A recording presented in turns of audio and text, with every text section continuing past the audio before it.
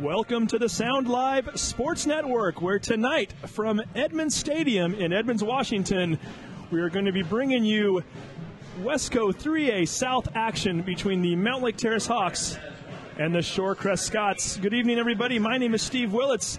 We are just a few minutes away from this game. We're going to take a quick commercial break, and when we come back, we will get you prepared for what should be a very exciting football game. You are watching the Sound Live Sports Network. This Sound Live Sports Network pregame show is presented by Dewar, Meeks, and Eckram CPAs, conveniently located in downtown Edmonds and Marysville for all of your individual and business year-end tax planning and preparation needs.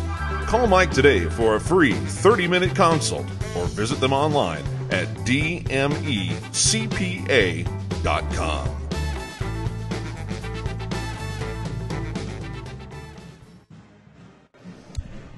And welcome back to the Dewar, Meeks, and Eckram pregame show. Once again, my name is Steve Willits, and we're just a couple minutes away here from Wesco 3A South football, featuring the Mountlake Terrace Hawks and the Shorecrest Scots.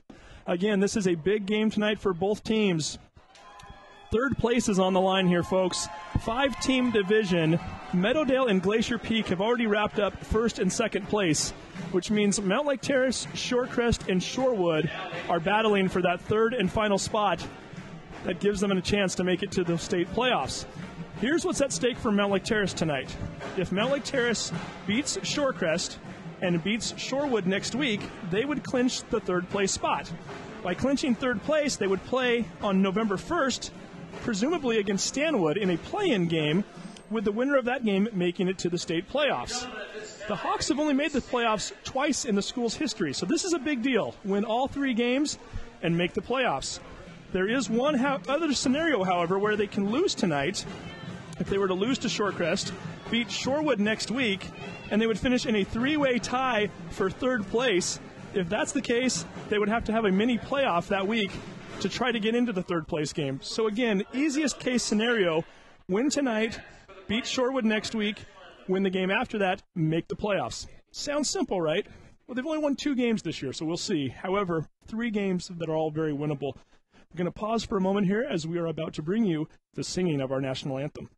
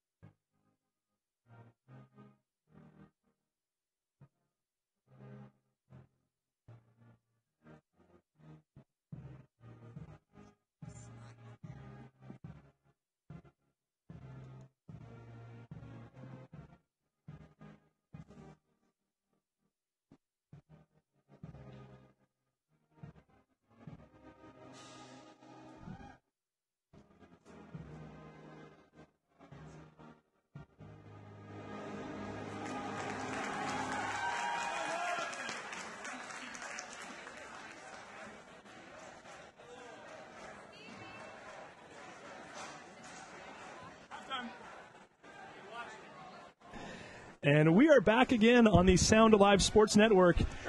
That was the playing of our national anthem, brought to you by the Mountlake Terrace High School Band. Steve Willits along with David Kostyk joining me up here in the booth tonight. David, a huge game for both teams, really. We already talked about Mountlake Terrace really needing to win this game and the Shorewood game to qualify and finish in third place to get a chance to play into that crossover game for the playoffs. We did bring up one scenario in which Mountlake Terrace can lose tonight and then beat Shorewood next week to cause a 3-way tie, and that creates a little bit of an awkward playoff situation 2 weeks from now, which we just would assume avoid and just win this game outright tonight. but at least there's some hope if you lose tonight. However, having said that, let's just get the win, right?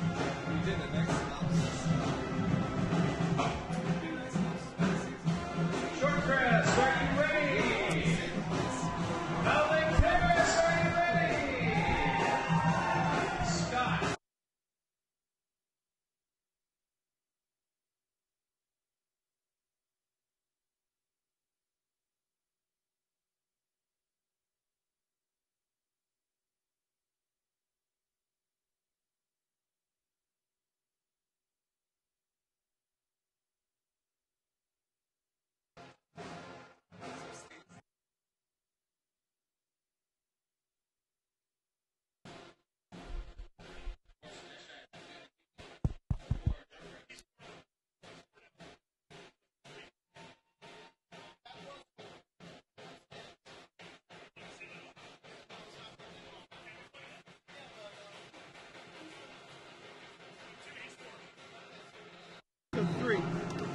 Okay, and we are back. The first kickoff of the game, and we are underway. Hawks taking the ball on the 9-yard line, bringing it up and getting tackled at the 16-yard line. That was number 24, the senior Zach Walgren, on the opening kickoff. Zach Walgren on the right back for Let's see real quick. You were recapping both seasons for Shorecrest and Mountlake Terrace, and you're correct. Both with losing records. However, Mountlake Terrace is the exact same spot they were last year at this point within Wesco South games. Losing to Glacier Peak and Meadowdale this year and last year, having to beat both Shoreline schools, and they control their destiny tonight, hopefully with a win if you're Mountlake Terrace. And that's really all you can hope for if you're a football team, to get to this point in the season to where you can control your own destiny, win outright, and you're in. Chance Ragsdale with a quick catch. He's running up the sideline and is finally pushed out of bounds at the 32-yard line. A gain of 14 on the pass from Justin Hopkins to Chance Ragsdale. In Wesco 3A South, there are 5 teams. The top two make the playoffs, and the third de facto playoff team, because they'll play the crossover Wesco 3A North. The winner then moves on to the playoffs too. So they do control the destiny, even if they're the third place team. So Hawks on the move here. Second play from scrimmage. Malcolm Johnson right up the middle. He's still going and is finally brought down at the 40-yard line.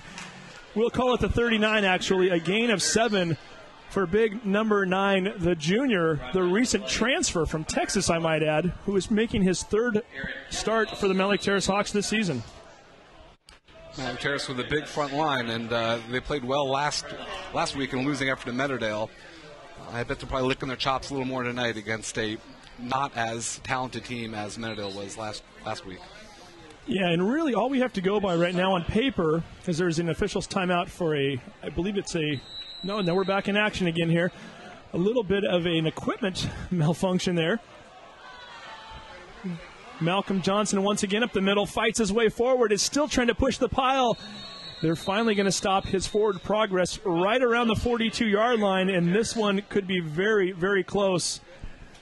However, the referees are going to wave the chains ahead. Another Mountlake Terrace first down. That was a fortunate spot for Mountlake Terrace, at least from my point of view. It looks like he was at least a yard short, but they have a better view than I do. I'm liking the referee's call over yours right now. Not that I don't trust you, I just like the first down. Hawks with their second first down of the night. 10:47 to go here in the first quarter. Little misdirection, and there he goes, running to the 35, the 30. Finally brought down at the 25-yard line. Nice run by the Hawks. That was Chance Ragsdale on his second carry of the night. I take that back, his first carry. The first time he touched the ball was on a screen pass. Chance blazing his way up the middle, finally tackled down at the 25-yard line, a gain of 32 yards. That was perfect blocking on the left-hand side of Mountlake Terrace. Chance wasn't touched until he got tackled 30, 40 yards downfield. So way to hold the blocks on the left side of the line and the receivers. First and 10 Hawks from the Scots. Hawks doing a nice job up front thus far on this drive. First drive of the game, as a matter of fact. Malcolm Johnson running once again. He goes off left tackle. He's still fighting his way forward, and he will not go down until he's finally pushed out at the 17-yard line. A gain of 8 yards for Malcolm Johnson. Riley brought down by Riley. That's a tough downhill run by Johnson. he got hit the 1 yard, or after getting a yard past the original line of scrimmage, just kept moving his feet and picked up 8 yards. 5'10", 220 pounds, and he's got some speed for a big guy too. Once he gets rolling, it's a lot of weight for them to try to stop, and he just keeps barreling his way forward. Malcolm Johnson, a huge addition to this Hawks football team. Going back to Ragsdale, he finds room up the middle. He finds end zone. Touchdown, Terrace. Chance Ragsdale with a 17-yard run, and with 9:38 to go in the first quarter, the Hawks draw first blood, 6-0. That was a pretty convincing drive. They didn't lose yards on any play in that drive, or even an incompletion. So Coach Yalowicki's got to be liking the way he drew up the plays, the play calling on that drive, and the execution. So that was a 6-play drive for the Hawks.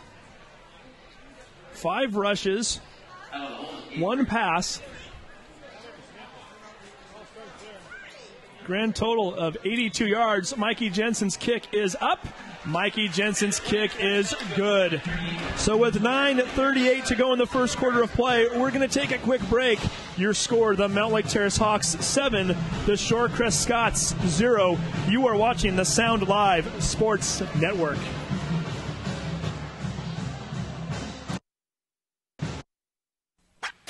Clogged drain? Other plumbing problems? Call Action Jackson Plumbing for 24-hour service. Owned by a lifetime Edmonds resident and Edmonds Woodway grad, Action Jackson is the drain cleaning specialist. They can unclog most internal drains for only $99 plus tax. Call 425-877-5601 or visit actionjacksonplumbing.com.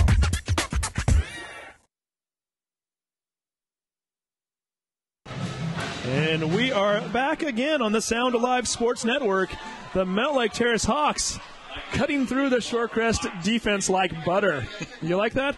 We'll go with it. A 6-play drive that went 82 yards, 14 yards passing, first play of the game, which was a Chance Ragsdale 14-yard screen pass. Ragsdale gets 2 carries for 50 yards. Malcolm Johnson 3 carries for 18 yards. All of it culminating in a touchdown run by Ragsdale at the end, and the Hawks with an early 7-0 lead here, David.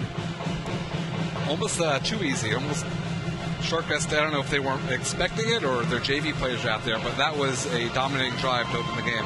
Well, let's see what the Hawks can do on defense now. Scott's taking the kickoff on the 6-yard line, finding some room in the middle, cutting it out to the right, looking for sideline. Finally bumped out of bounds, but not until they get to the 39-yard line, and there's a late penalty. Should mention that was Christian Golden at number 2, the 5'9", 145-pound senior on the return for Shorecrest.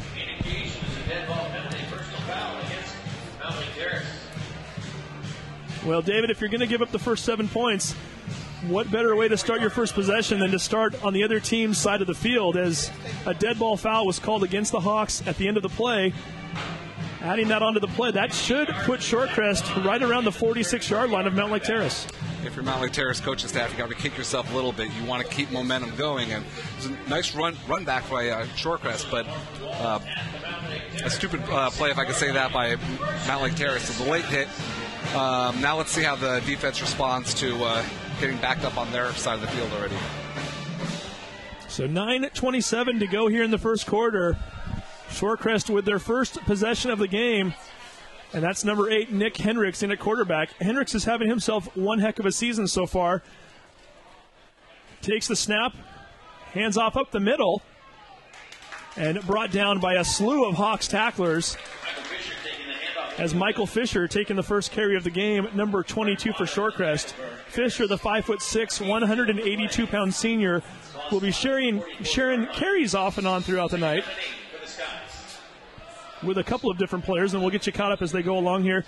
Nick Hendricks, the quarterback, we should point out, 5'11", 165 pounds, and after watching some tape on him and watching him last year, I guess if I had to make a comparison, maybe not to the same level, obviously, a little bit of a Russell Wilson type of an attitude and a type of an approach.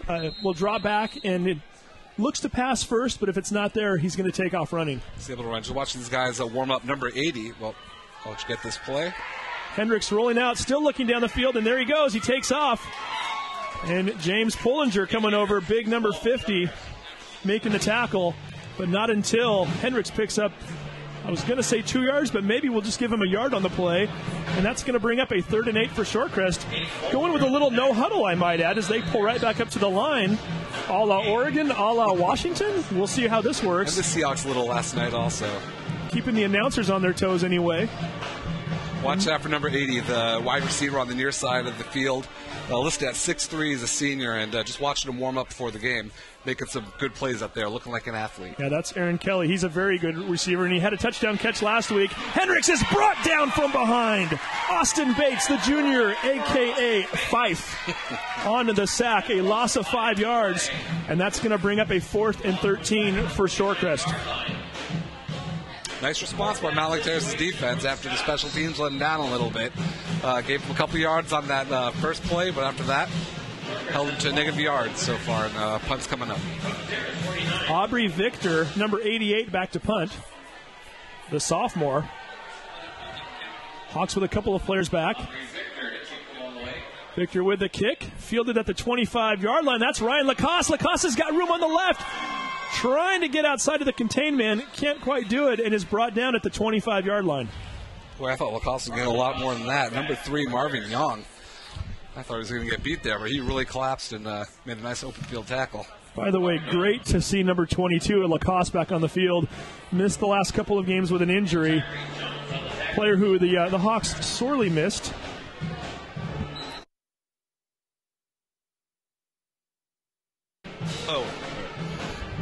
And the Hawks taking over their second possession of the game here on the 25-yard line. Their own 25, I might add. Quick handoff to Ragsdale, breaks one tackle, and is finally brought down in the backfield of the defense, but not until he gains 13 yards and another Mountlake Terrace Hawks first down. I don't know what's going through Chance Ragsdale's head right now, but it's got to be excitement because they've had one drive and one play, and he's gotten the ball 4 times and been very successful on all the carries or catches. Yeah, until they show otherwise. If it's not broken, don't try to fix it. It's Ragsdale, it's Johnson, it's Ragsdale, it's Johnson. Well, Shorecrest not stopping them yet. Let's see what happens here. Malcolm Johnson with another carry, barrels his way forward, and is finally brought down at the 42-yard line after a gain of 3. I'll try not to get analogy crazy, but you mentioned Russell Wilson last night with the Seahawks, and Marshawn Lynch had a big game too. Johnson's a pretty big runner himself, running downhill, squares up when it made contact, and usually gets extra yards after initial contact. So he got a couple after getting met at the line of scrimmage there. Yeah, Johnson is a fun player to watch. We've been hearing about him for weeks now. Again, just transferring up from Texas, so we had to wait until he was eligible to play. Coaches kept telling us, wait till you see this guy, and he's everything advertised, and then some. Chance Ragsdale finding room along the right, cuts it back into the middle. Tackled finally at the 48-yard line, just a little bit short as we've got a 3rd and 1 coming up for the Hawks. Patience there showed by Ragsdale, run to his right, waiting for the blockers to hold their block, and found a crease and got 5 yards. So 3rd and maybe a long one right now for the Hawks. They're at their own 48-yard line, leading 7-0 here with 5:46 to go in the first quarter. Ragsdale takes the handoff, finds some room out to the left, tries to find his way around the corner, almost does. Does pick up the first down, however, and then some. A gain of 11 yards and another Mountlake Terrace first down. Well, he was one step from making a gain of 31 yards, if not more. Was that number 50 on the tackle? Marcus 80 on the tackle. So he was able to get his jersey right there at the end and was able to get him down. But still, not after a Mountlake Terrace first down. Yeah, that was big Aaron Kelly, who you mentioned earlier on the receiving side of things. One of the crucial players for Shorecrest. They're going to need him to step up and have a huge game if they're going to have any chance tonight. And Johnson with another play up the middle. He doesn't go down easy as he just keeps fighting his way forward. Only gained a yard, but a tough yard at that. I'm still looking at this Aaron Kelly kid, number 80. You know, we're up here in the booth. It's kind of far away, but he looks monstrously tall from back here, too. So he could be a handful tonight for the Mountlake Terrace DBs when there on defense. So 2nd and 9 here as the clock continues to tick. If you're just tuning in, the Mountlake Terrace Hawks had the opening possession, a 6-play, 82-yard drive, ending in a Chance Ragsdale touchdown run. Shorecrest then went 3 and out, had to punt, and the Hawks are on their now second possession of the game. We're going to see a pass downfield finally. Hopkins to Hopkins, not quite able to make it. Justin Hopkins, the quarterback, looking for his twin brother Josh. Josh had some room down the sideline, just over his outstretched hands, incomplete, and that's going to bring up 3rd and 9. Just off the fingertips. Josh made a little jump at the end, but still overthrown just a tad. Very interesting play by the Hawks, as thus far the run game seems to be just something that the Shorecrest can't stop. Hawks trying to catch them off guard this time. Trying to keep a defense honest. If you're going to keep running on them, I bet they'll keep cheating the box. So even though it was an incomplete pass, they got to think about a pass in the future too. 3rd and 9. We've got a 3-receiver set now for the Hawks. Hopkins drops back to pass, throws a screen pass that is met right away. Ragsdale makes the catch. However, Matt Brennan, at number 23, the linebacker, waiting on that. Saw it right away, tackle for a loss of 4, and that's going to bring up a 4th and 13 for the Hawks. Yeah, he stayed home there. He didn't crash the quarterback. So nice discipline, waiting for the play to develop, and the ball was right in front of him. So nice tackle for loss. Looks like Terrace is going to punt. Yeah, first punt of the night for the Hawks as we are now under 4 minutes to go in the first quarter. Bates with a nice booming kick. It's going to land right about the 18-yard line, and unfortunately for Mountlake Terrace, it takes an awful bounce. Comes all the way back to the 29-yard line, a 15-yard net punt. With a chance for the Hawks to really pin Shorecrest back. They can't take advantage of it, and Shorecrest will now have their second possession on the 29-yard line. I know footballs are designed to bounce funny, but it seems like Edmund Stadium, they get a little more bouncy. So fortunate for Mountlake Terrace, but a good spot for Shorecrest to come out with playing room behind them. Shorecrest now with their second possession of the game, trailing to Mountlake Terrace 7-0. 3:47 to go here in the first quarter of play. A little wildcat action here right now. The ball was taken immediately by the running back. As we wait to see who that was. That was Michael Fisher once again, number 22. Fisher taking it from the quarterback spot. Just try to run right up the middle where there wasn't much room for him at all. 1 yard gain. And Shorecrest, once again, keeping this up-tempo offense up and running here as Hendricks is already ready for the snap on 2nd and 9. Hendricks looking over to the sideline. This is very typical of this no-huddle offense as they wait to see what the defensive alignment is. And then the coaches will then signal the play into the quarterback, which is exactly what Hendricks is doing. He's now ready for the snap. Rolls out to his left, looking downfield, finally throws. Incomplete. Nice pressure by the Hawks as Toby Munnis and Brett Potter were chasing after Hendricks. I understand getting the quarterback, like you're saying, a la Russell Wilson out in space so he could find a open receiver, but this is 2 times in a row he's ran to his left as a right-handed quarterback. That's tough to do in college and in the pros, let alone down at the high school level. So maybe if they do the future, I'll run to the right. Shorecrest still looking for their first down of the night. 2:59 to go here in the first quarter. 3rd and 9 on their own 30. Hendricks trying to reset his offense here now as he goes back to the sleeve. Trying to figure out what the play was that his coach called from the sideline. Finally takes the snap. Drops back to pass. Being rushed. And nice play by the Hawks. It's a swarm of tacklers there. I couldn't tell who the first one was to the ball. Might have been Andy Clossy. I can't tell from here. That was just like Mountlake Terrace's last possession on 3rd and long, trying to get the screen pass. Both times, defenses are not fooled. Mikey Jensen, the sophomore, getting in there and breaking that up. I knew it was a single digit. Number 5, he's having himself one heck of a season thus far as he's had to step in for some injured players, the youngster. Make sure that play's going nowhere. Shorecrest punting once again. Lacoste back to field it. Ball hits at the 35, takes a very nice Shorecrest roll, and will finally be down at the 31-yard line. 42-yard punt for Shorecrest. Nicely done, and the Hawks will take over their next possession at their own 31-yard line. We're going to take a quick break. You're watching the Sound Live Sports Network.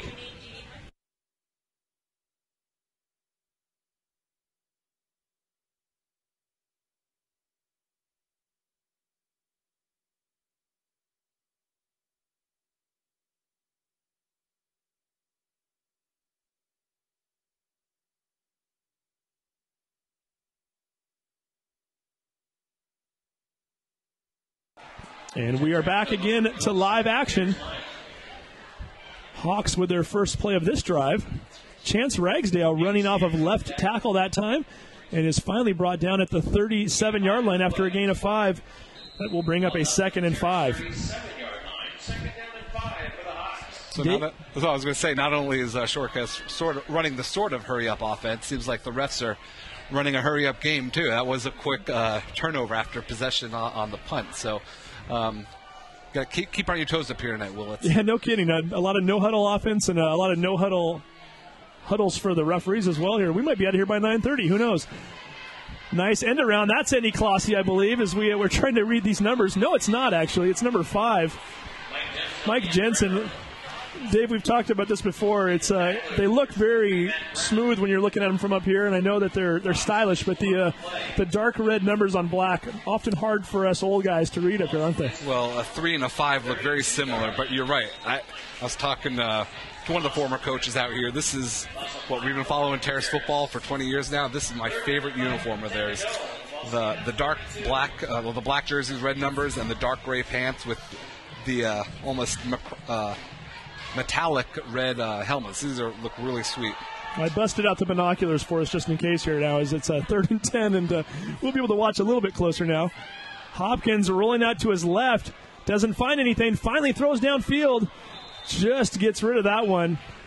Not sure he had anybody downfield in particular. I think he just needed to avoid the sack there. That will bring up a 4th and 10, and for the second time tonight, Austin Bates will come into punt. And a 3 and out for the Shorecrest defense. So a little bit of a momentum swing going on right now, even though Terrace looks like they're dominating this first quarter, which they are. They're only up by 1 score. And the junior, Austin Bates, back again, having himself quite a quarter here. 2 punts and 1 sack already for the night. And that ball is going to be fair caught at the 41-yard line. That was a 27-yard punt, fielded by number 33, Max Osborne for Shorecrest. So 22 seconds to go here in the first quarter. We're going to take another quick break. You're watching the Sound Live Sports Network. Clogged drain? Other plumbing problems? Call Action Jackson Plumbing for 24-hour service. Owned by a lifetime Edmonds resident and Edmonds Woodway grad, Action Jackson is the drain cleaning specialist. They can unclog most internal drains for only $99 plus tax. Call 425-877-5601 or visit actionjacksonplumbing.com. And we are back again on the Sound Live Sports Network. Missed another play there, as these referees again aren't really taking the broadcast into consideration tonight. They got a hot date tonight or something. Apparently they're hungry, I guess. They want to get over and get to some Sorelli pizza or something. That was a gain of 7 for Shorecrest. And now Aaron Kelly makes his first catch of the night. Finally tackled out at the 35-yard line after a gain of 24. Should mention that the play before that was Matt Brennan on the 7-yard run for Shorecrest. And all of a sudden, the Scots, who are now trailing by 7, have a little something going here. And on that play, we have come to the end of the first quarter of play. We're going to take a quick break here on the Sound Live Sports Network. Your score, Mountlake Terrace 7, Shorecrest 0. If you're hungry before or after the game, visit Sorelli Pizza, located at 44th and 224th in Mountlake Terrace. Enjoy the best pizza in Snohomish County while watching your favorite sports on the 4 50-inch plasma TVs. Dine in or take out.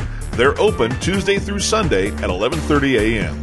Call them at 425-670-8600 or visit them online at SorelliPizza.com.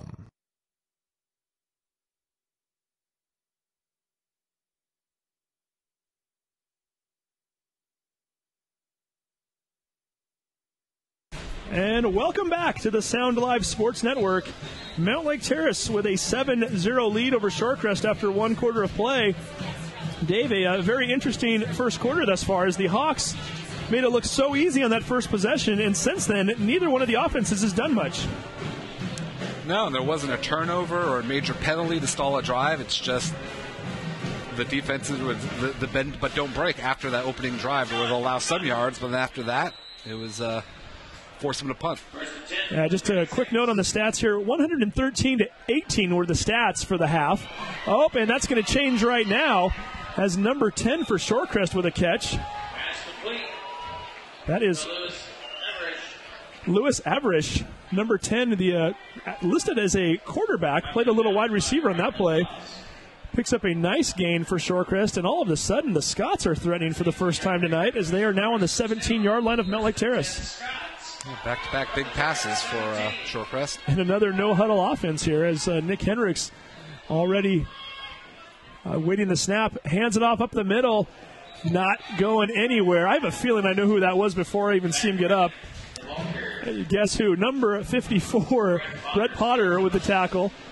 We do have a penalty flag down on the play.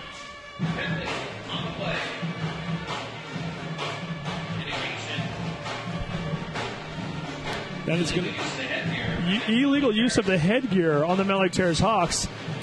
It's a dead ball foul, and I believe from the 15-yard line, that should be half the distance to the goal line and an automatic first down for Shorecrest.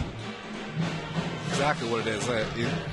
That call isn't called that much, or that penalty isn't called that much. I don't know if it's a headbutt or hitting someone with the crown of your helmet, but regardless, that's going to be against Mountlake Terrace, putting Shorecrest in very comfortable position.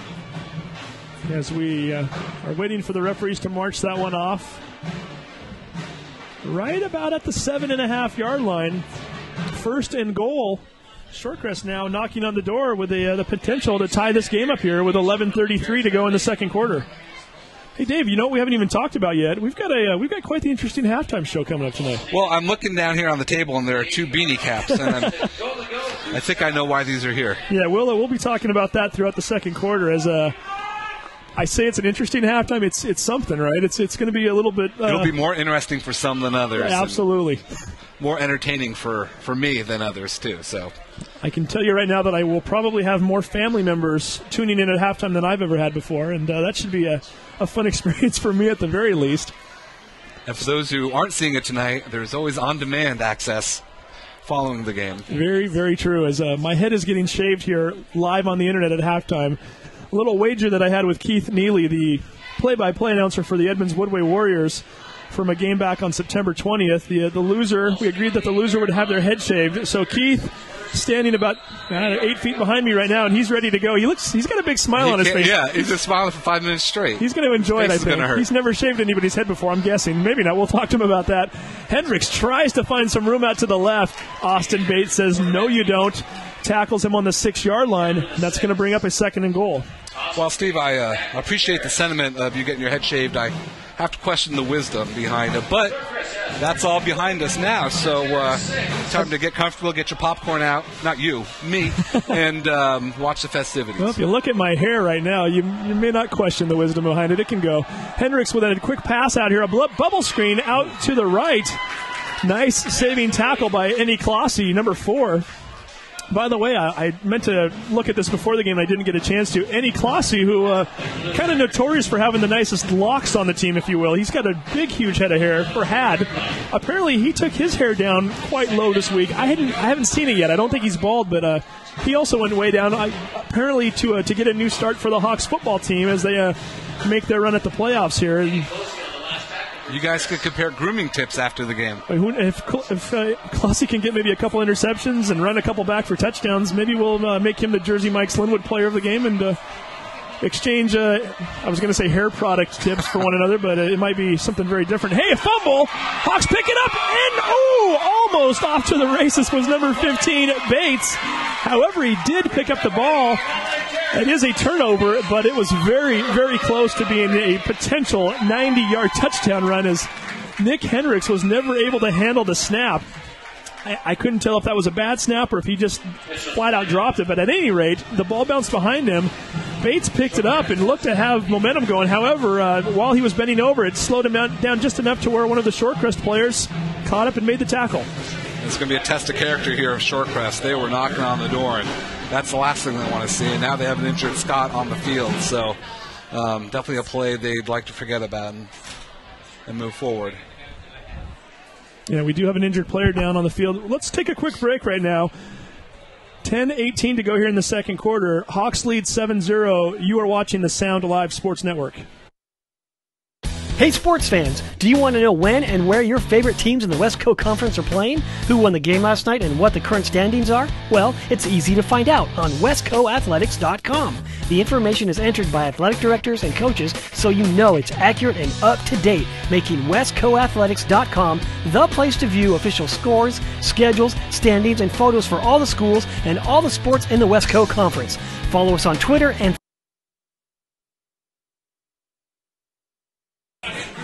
And we are back again on the Sound Live Sports Network. Was just looking at the stats during the break here. Shorecrest 28 yards of total offense, negative 11 rushing so far. Ragsdale certainly doesn't have negative 11 for the Hawks as he looks for room, and as soon as I say that, he gets bottled up quickly. Did manage to get a couple yards for a gain of 2. 2nd and 8 coming up for the Hawks. Seems like compared to all the other runs he had tonight, that is sort of a loss, even though he did pick up 2. And I would be remiss if I didn't point out Michael Fisher, number 22, was the injured Scot, was able to walk off on his own. That could be a huge, huge injury for Shorecrest, as Fisher is their starting tailback and has been getting the bulk of the carries thus far. They're looking at his foot right now, apparently, his right foot, as we look down here along the sideline. And we'll keep you posted as to whether or not Fisher comes back in the game. Malcolm Johnson with another carry, barrels his way forward again, carries a couple of Scots with him, and is finally tackled at the 25-yard line. Boy, barrels is the correct verb because, again, he's getting hit close to the line of scrimmage, but just keeps moving the feet, and it looks like he's slowly falling down, but when he's falling down, he's always falling forward, so he's getting those 2, 3, 4 extra yards. Johnson really giving the Hawks a fullback presence they haven't had in a while. I'm going to need to come up with some new verbs because I'm not used to seeing them play smash mouth like that. Although Devontae Downs was you could say he was a bit of a smash mouther, but really Devontae was so quick that usually he was just running right by you. Handoff once again, at this time nothing doing. A couple of different Scots waiting on that play.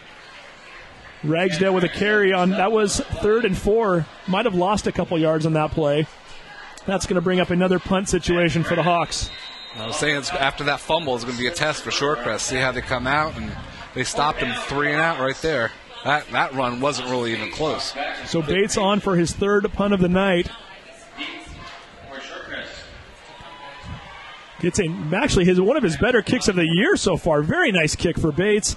Hits at the 37, continues to roll. A few different Hawks staying away from that ball until the very end. It finally comes to a stop on the 29-yard line. 45-yard punt for Austin Bates, one of his better ones of the year.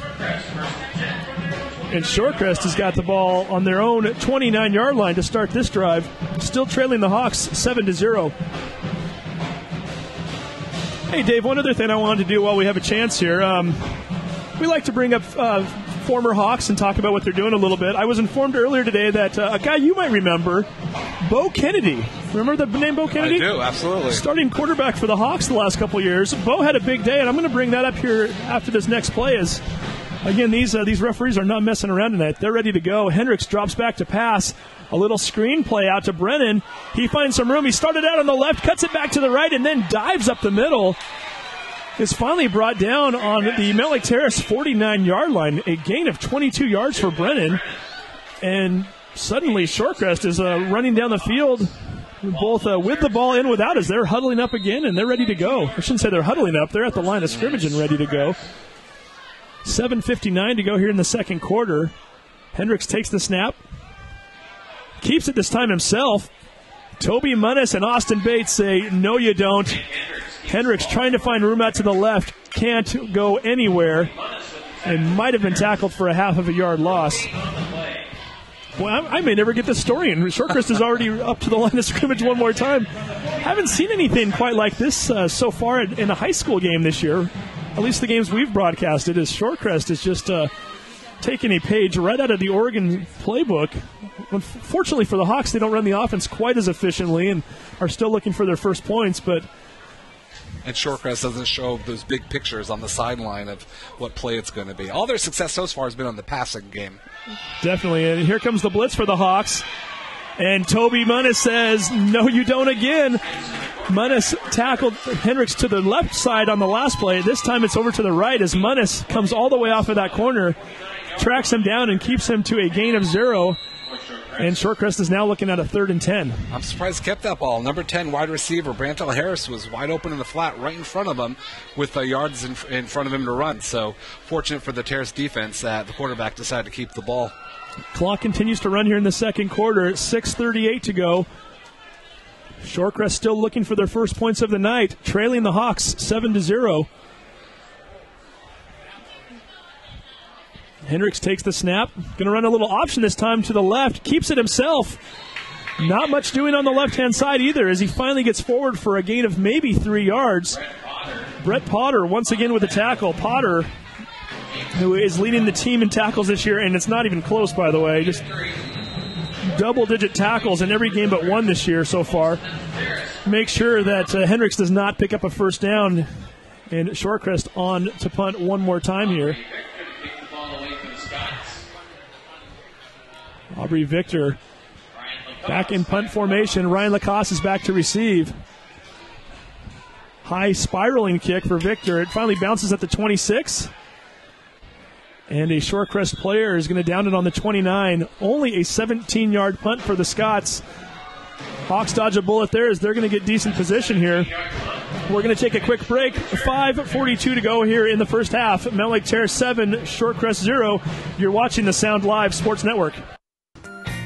Where will you be after high school? Shoreline Community College offers training for rewarding careers in automotive repair, dental hygiene, early childhood education, biotechnology, and much more. Or earn an associate's degree and be ready to transfer to a 4-year college.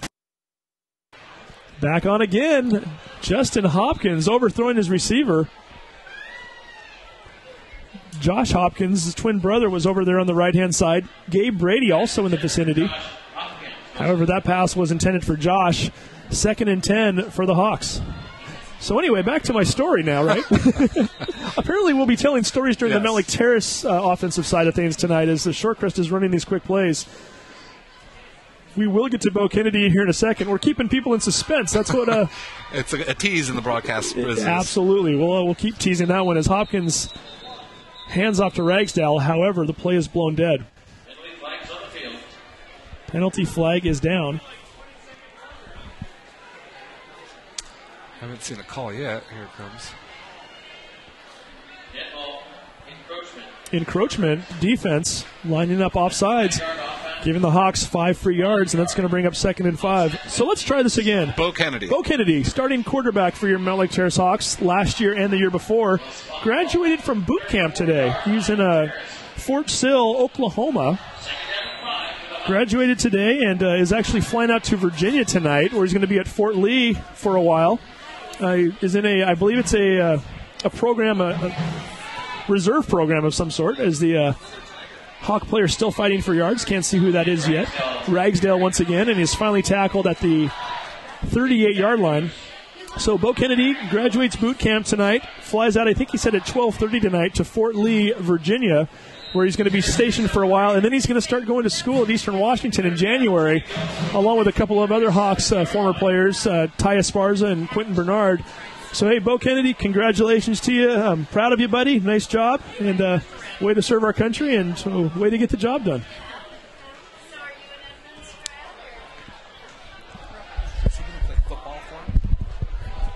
Third and 2 for the Hawks.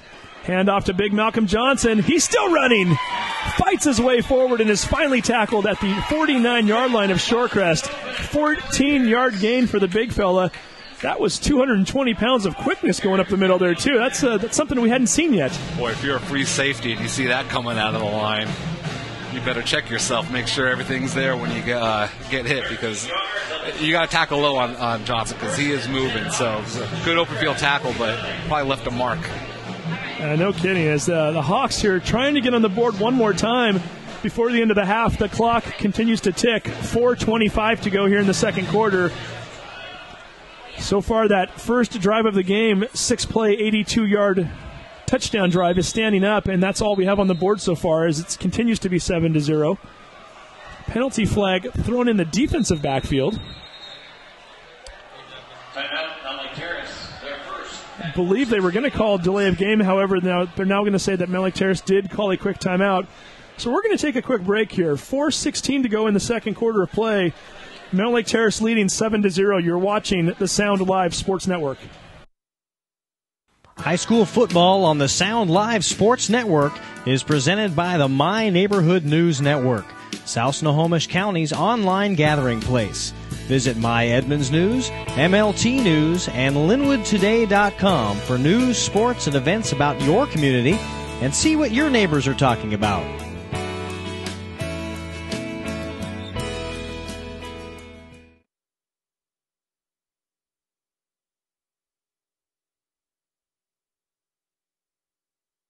If you're hungry before or after the game, visit Sorelli Pizza, located at 44th and 224th in Mountlake Terrace. Enjoy the best pizza in Snohomish County while watching your favorite sports on the 4 50-inch plasma TVs. And we are back again. Terrace fumbling, Terrace recovering. Whoa, that was close. Chance Ragsdale dropping the initial handoff, gets a nice Edmonds Stadium turf bounce, bounces right back up to him. Unfortunately for the Hawks, they do lose 3 yards, and that's going to bring up a 3rd and 13. Yeah, but every coach on the Terrace sideline just lost 2 years off their life because he tried to pick it up and run with it with 3 defenders right in his face. Fortunate for him, he got a good bounce. Some of them don't have that many to give, so it's a scary thing. 3:44 to go here, second quarter. Hawks still leading 7-0. Ragsdale looking to the right, finds some open space, cuts it back. He's got some room. Ragsdale to the 25, the 20, 10, 5, touchdown, Chance Ragsdale. Touchdown, Terrace. 52-yard run around the right-hand side. Ragsdale doing a great job of getting to that sideline. Cut it back initially to the left. Looked straight ahead. I thought he was going down around the 30. I thought I was watching Forrest Gump because, right about the 30, defense was closing in on him. Like, they get it from behind. And he just did one high step, and then he got this 5th gear that he kicked in. That was a nice little run by Chance. Ragsdale with a 6th touchdown run of the year for him, his 2nd tonight. Mikey Jensen back on for the 2nd PAT attempt of the evening. Kick is up. Kick is good.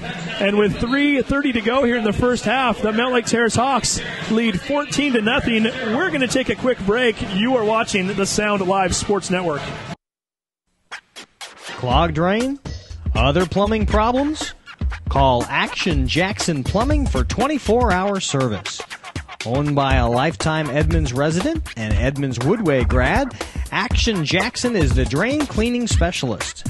They can unclog most internal drains for only $99 plus tax.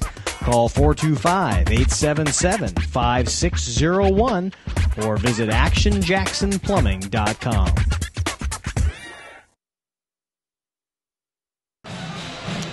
And the band continues to play Hail to the Hawks.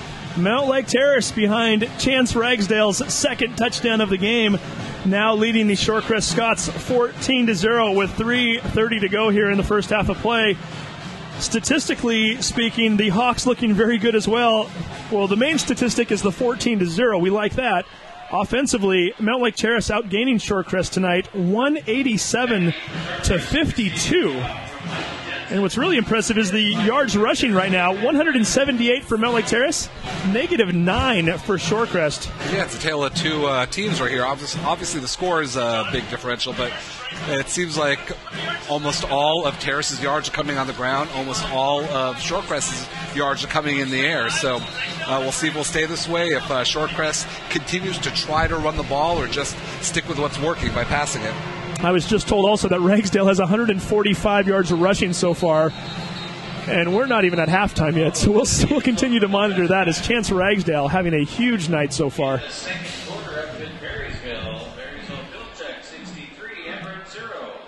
Did they say second quarter? We just heard a score over the PA system, and not a big surprise. Marysville-Pilchuck is ranked 3rd in the state. Shorecrest, I think if there's 63 teams, they might be ranked 63rd in the state. And I tried to say that kindly, but I don't know what else to say. I'm sorry, Everett. I said the wrong team. Everett is playing Marysville-Pilchuck. We just heard a 63-0 score. Boy, I hope that game's just about over for their sake. Shorecrest passes the ball. Ball is caught, however, immediately making contact is Andy Clossy, and Clossy bringing down big number 10. Lewis Avagaris. So 3:10 to go here in the second quarter. I'm guessing that's a running clock up in Marysville right now. And by running, I mean they're speeding it up as well. Hendricks back in the shotgun formation. 2:56 to go here in the first half. Throws to Avagaris one more time. And much like the last play, he's tackled immediately by Andy Klossy. Had a little bit of help on that play as well. Mikey Jensen over on the play. Avagaris, though, picking up his second catch of this drive and a first down as well. Moving the chains with 2:49 to go here in the first half. Yeah, it doesn't look like that big of a surprise that Shorecrest is finding their success passing the ball because number 80 and number 10, they're two wideouts, very tall. And I've been watching the Terrace defense. They're giving them a huge cushion. I don't know if they're just trying to keep them from scoring before the half's over. Hendricks finally finding some room up the middle. He's still going. And is finally brought down around midfield. Maybe just a little bit short of the 50-yard marker. The 48, a 13-yard gain by Hendricks. And suddenly Shorecrest has a little something going here as they continue to drive here, trailing by 14 as we near the end of the first half of play.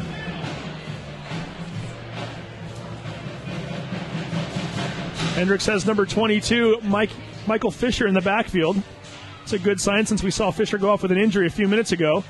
Ball is complete to Kelly.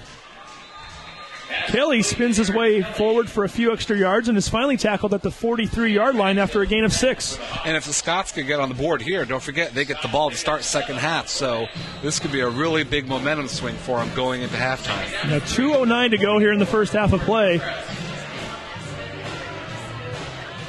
Scots really not finding much on the ground at all today, and they think they're finally realizing that and are going to start taking to the air. Negative yardage thus far tonight on the ground. The clock is running. They're taking their time. They have all 3 timeouts left. And I believe Shorecrest is finally going to call a quick timeout. I stand corrected as Hendricks, the quarterback, did get that 13-yard run up the middle a minute ago. We unofficially have them down at 4 yards rushing for the night so far. And so with 1:46 to go, 2nd and 3 for Shorecrest. They do trail 14-0.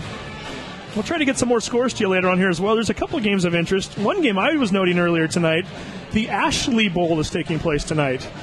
The Ashley Bowl? Ashley Bowl, you like that? Rick Astley? No, not Astley. Oh. Ashley, the female name. I'm thinking of a different bowl then. Very, very different bowl here. The Rick Ashley Bowl. That's a game I do not want to see, by the way.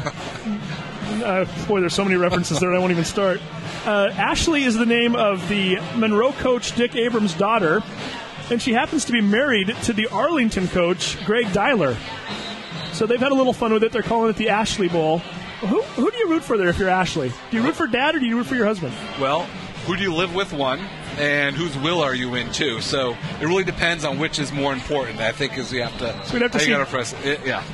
have to see Dad's estate then before we make that determination, huh? Hopefully Thanksgiving will be good for them anyway, regardless of the outcome. So we'll get you a score on the Ashley Bowl later on as we're back in play here. Thankfully for everybody out there listening, as Hendricks looking deep downfield, throws the bomb, and it is almost caught as Andy Klossy, number 4, the defender, had it go through his hands. Louis Avagaris almost caught it on the deflection. However, the ball finally hits the ground. We do have a penalty back on the line of scrimmage.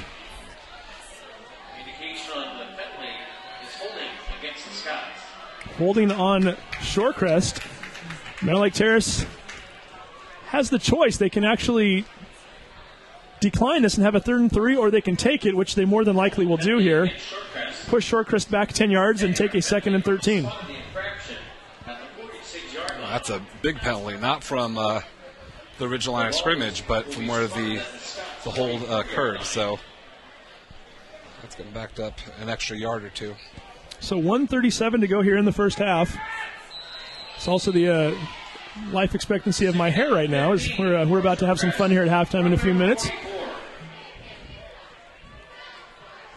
Hendricks looking towards the sideline once again, waiting for the sign.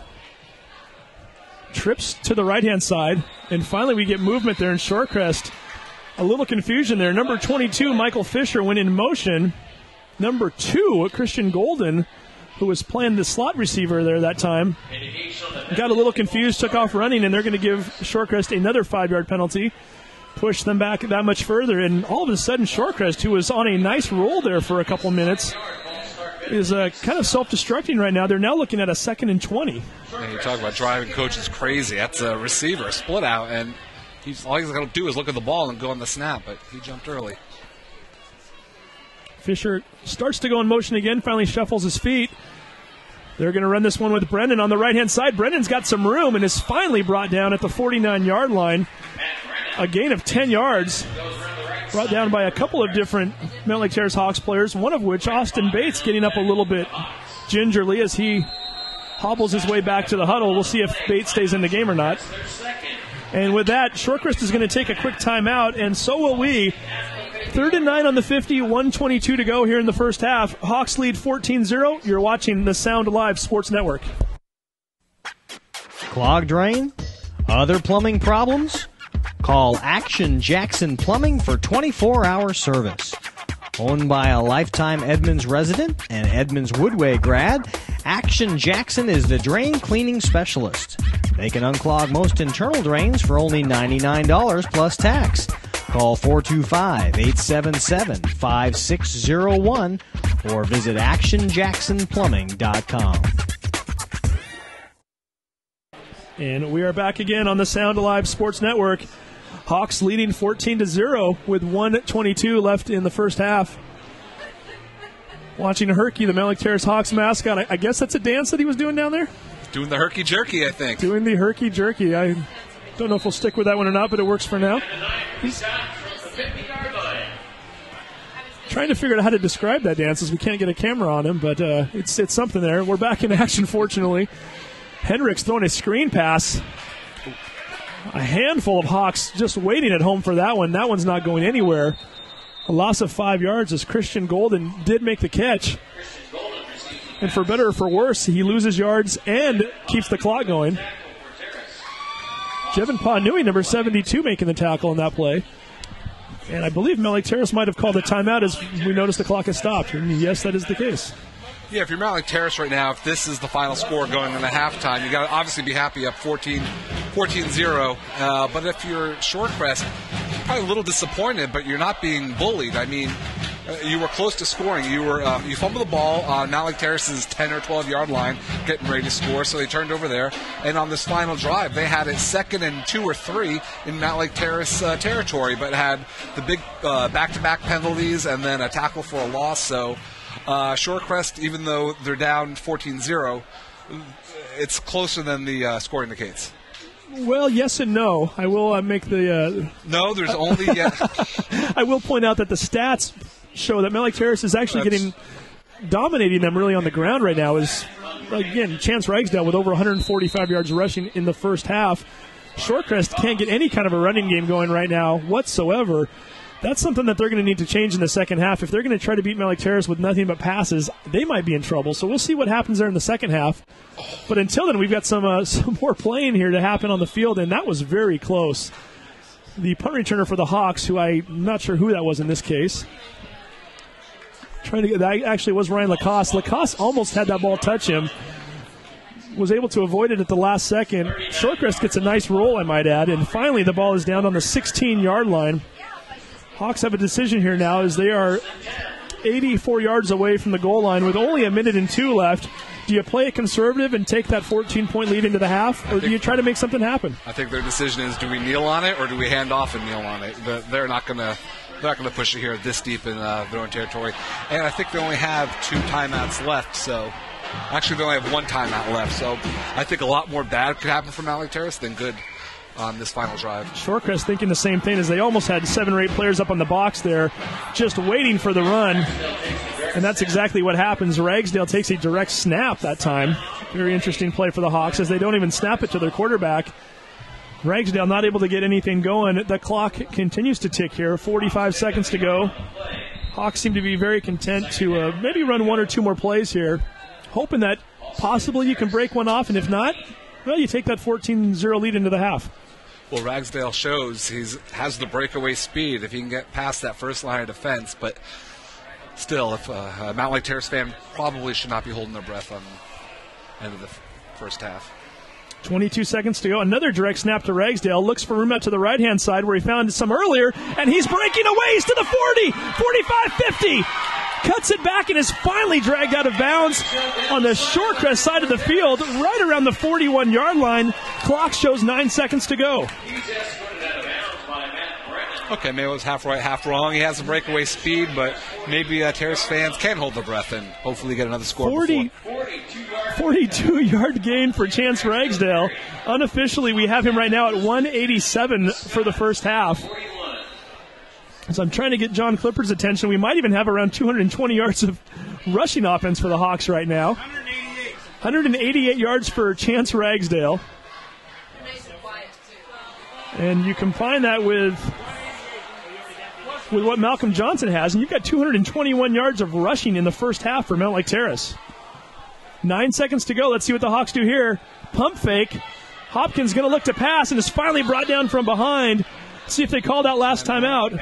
They do with 1 second to go in the first half. The Hawks will have one more chance to find the end zone. 1 second left in the half. Well, I'm just wondering why he just doesn't throw the ball. I mean, even if it's intercepted, it's still not a bad play because Shorecrest isn't going to be able to do much with, like, you see 1 second on the clock, and if it was passed downfield, the clock would have expired. So might have been a smart play then on Hopkins' part to just hold on to the ball, like you mentioned. If he throws it out of bounds, if he lofts it high enough, the clock does run out. This way, knowing that they had a timeout, they're able to call it and perhaps throw one play into the end zone here and see what they can do. Would be very surprised if you don't send 2 or 3 of your tallest receivers down there right now. Gabe Brady, number 80. Yet to see him make a catch yet tonight. 6 feet tall. Austin Bates, your tight end, is 6'2". Not a lot of height there at the receiver spot. Josh Hopkins is also 6'2", number 11. So we'll see what they elect to do here. As Brady, number 80, lining out to the far left. Ryan Lacoste, actually, also in the slot there. conditions are dry, so no wet ball to worry about. Hopkins is going to throw this one up along the right-hand side. They isolate one player down there. That was Austin Bates. Throws it a little bit short, hits the turf, and with that, we have come to the end of the first half of play with our score, Mountlake Terrace 14, Shorecrest 0. We're going to take a quick break, and when we come back, we'll have a very interesting halftime show here for you, a head shaving, if you will. You are watching the Sound Live Sports Network. This halftime is sponsored by Edmonds Community College. Start your bachelor's degree at Edmonds Community College. You'll find many classes to choose from, such as education, science, or engineering. You can also get the right skills for your job in business, technology, or healthcare. Find out more at edcc.edu/get-started. Edmonds Community College.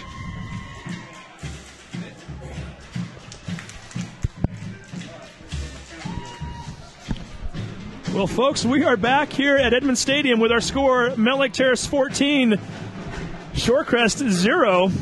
And much like the Shorecrest score on the board right now, 0 is going to be the number of hairs I have on my head here in just a few moments, as we're going to have a little fun here and do something different tonight. We're going to trade you right now. Keith, you can make sure we're on the air, right? That I can do. Once again, this is in regards to a little wager that Keith Neely and I made a few weeks back. Keith, welcome to the broadcast. Oh, it's my pleasure. Absolutely. I'm sure you're going to enjoy this much more than I am. As again, I already am. Mountlake Terrace play-by-play announcer Steve Willits, Edmonds Woodway play-by-play announcer Keith Neely, and we had a little wager. The wager was that the September 20th game between the two teams, the right. losing announcer would have to shave their head, and final score 35-0. I didn't do very well, did I? I think you're doing fine. Think of all the shampoo that you'll save. It's a cost-cutting measure. Well, there we go. So on that note, why don't we introduce who we've got behind us here as well? And I'll let you introduce yourself first and foremost here, Gail. Hi, I'm Gail Myring-Sarvis, and I'm a graduate of Edmonds High School. So this is even a lot more fun for me. And I am the owner of Salon 512 in Edmonds on 5th Avenue. Absolutely appropriate. Yeah, no kidding. An Edmonds graduate. And we should also point out this was a publicity stunt that we did to help raise money for the Edmonds Public Schools Foundation, an event that actually ended up raising $41,000. And they did very well, and we thought we were going to be part of the festivities. They decided at the last moment to kind of push us back a little bit. They had too much already going on, so we would like to give them a shout-out as people can certainly continue to donate to their foundation. It's a very good cause, supporting 33 different schools. And on that note, should we get started? Let's get done. All You right, bet. Let's do this. And if you want to donate, it's on the. All you got to do is Google the Edmonds Public Schools Foundation. Well, there I'm we sure go. you'll be more than happy to direct you to where you need to be. So, Steve with the inverted mohawk is how we'll start here we this go. thing I off. figured you guys would have a little bit of fun with this. So Keith, how is this looking to you? Whoa, that's an ear. No, Just other kidding. than yours. I promise, folks, my ear is still intact. Nope, it's still intact.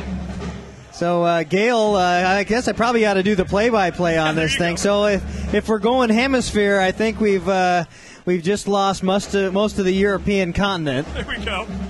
And we're working our way east toward Asia, I think, right now. So we'll be circumnavigating the Willits bean right now.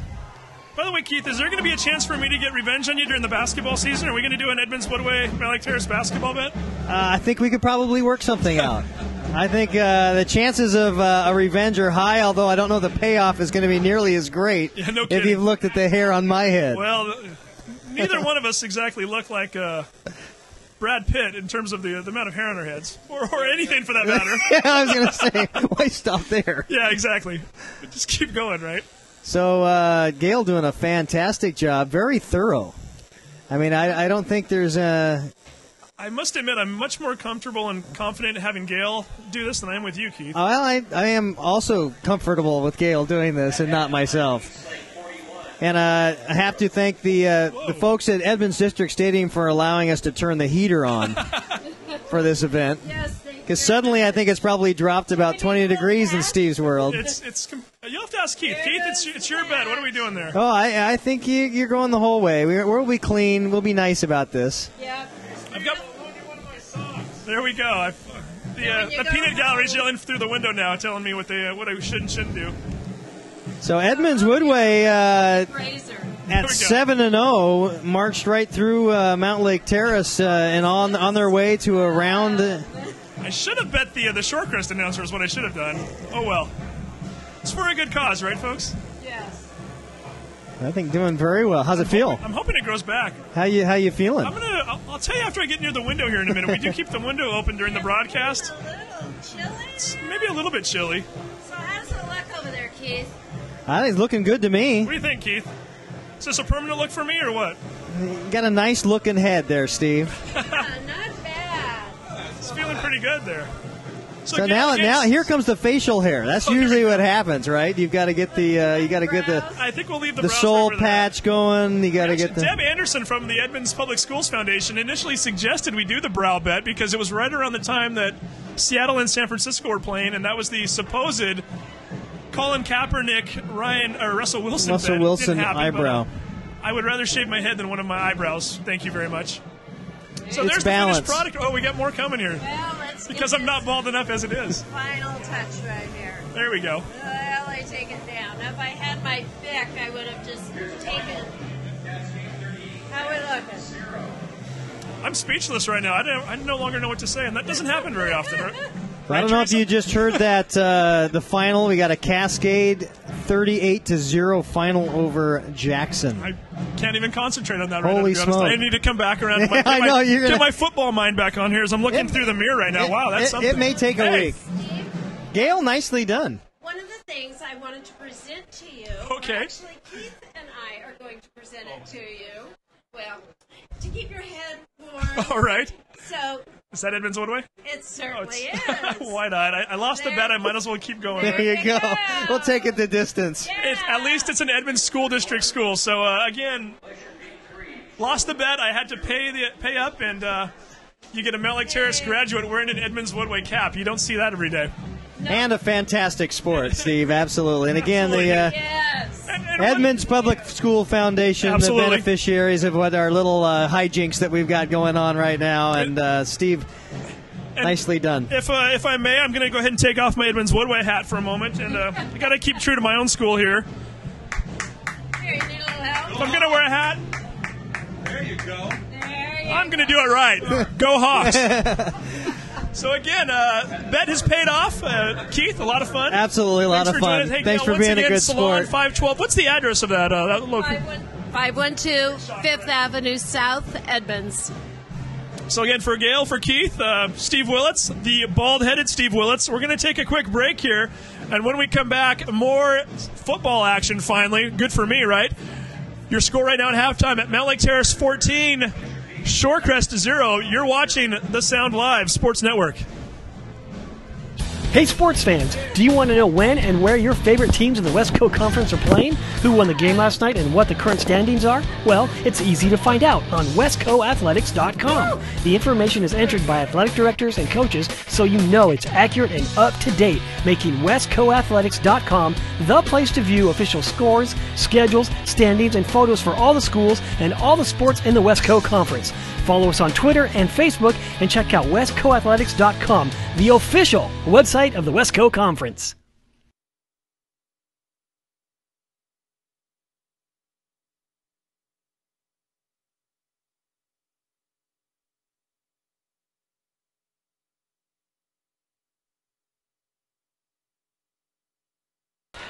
And we are back again on the Sound Live Sports Network, where your halftime score, Mountlake Terrace 14, Shorecrest 0.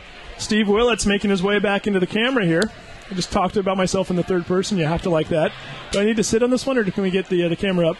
I'm back, and I'm bald. Once again, we'd like to thank everybody that participated in that.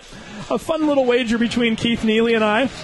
It's going to require me to go bald for a little bit. I'd like to thank Gail once again from Salon 512 in downtown Edmonds. So if you need your haircut and if you need to go bald, Gail's your lady right there. She can do it, and she does it quickly too, as you might have noticed. So get on into Salon 512, and again, we appreciate Gail for doing that, who, by the way, comes from the Myring family. Did I say that right? A long-time football family at Edmonds High School. She pointed out to me earlier she was a Tiger as well as the rest of her family back before the Edmonds Woodway Warrior days. So again, Gail, thank you very much for your participation. Keith, thank you for sticking around and for your willingness to smile throughout the entire thing.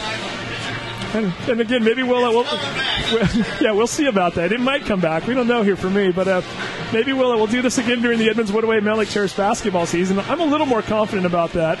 Don't mean to put bulletin board material up there for the Tiger basketball players, but we took fourth in state last year. I'm feeling confident about that. But at any rate, we're back again. We're going to do some stats now. If I can concentrate on football one more time, I think that'll come back fairly quickly. The Hawks with 230 yards of offense in the first half to Shorecrest 94. But that's not the story. The story is the running game. 221 yards rushing for Mountlake Terrace to 16 for Shorecrest. Yes, you heard that correctly. 221 to 16. Chance Ragsdale, 14 carries, 188 yards, and 2 touchdowns, to go along with Malcolm Johnson's 6 carries for 36 yards. And the Mountlake Terrace Hawks really getting it done on the ground right now. The one thing that Shorecrest has going for it, they're starting to put together a passing game, and they started to show that in the second quarter.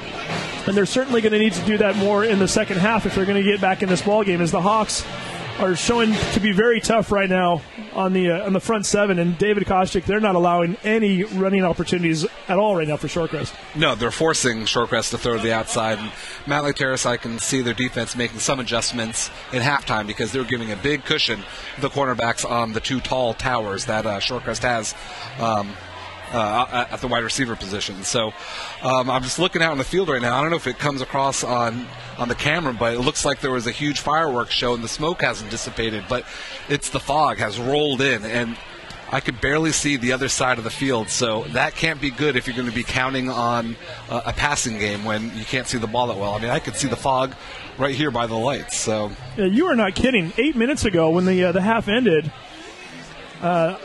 we could see fine. I mean, it was very clear out on the field, and just to go from the before and after shot, it's vastly different as that fog continues to roll in here. again, it's perception-wise, it's one thing up here. It might be different on that field. It is going to make it for a tougher go for Shorecrest, certainly, as we just mentioned, they can't get anything going on the ground right now. No, Terrace showed a toughness at the defensive line all season, so it's going to make it that much more difficult for Shorecrest to come out in the second half. And all I know is before you got your head shaved, there was no fog on the field. So I don't know if this is a sign from above or something, but when you had hair, we could see clearly. Now it's a little different. So the top of my head gives off some sort of a fog factor to the environment. I don't know. Well, I've seen a lot of play-by-play. I've seen a lot of heads being shaved, but I've never seen anyone do their own play-by-play on their head getting shaved. So, mazel tov. That could be a first in broadcast history. So, you took it like a champ. Actually, you look a little like John Kittner right now. So, that's not bad. Not bad at all. And like I mentioned earlier, I wasn't exactly rolling with a full head of hair anyway, right? It was receding a little bit. No, it's actually not bad. By a little bit, I mean a lot. So I was ready for a change, and we're doing it. So I'm getting tweets now from people. Vince DeMiro says I'm looking mean and clean. I like that. I think it's at hashtag Kojak is where you can get the Twitter handle. Yeah, my sister texted that I have a good shaped head, so that's good. She's known me for all of her life anyway, most of mine.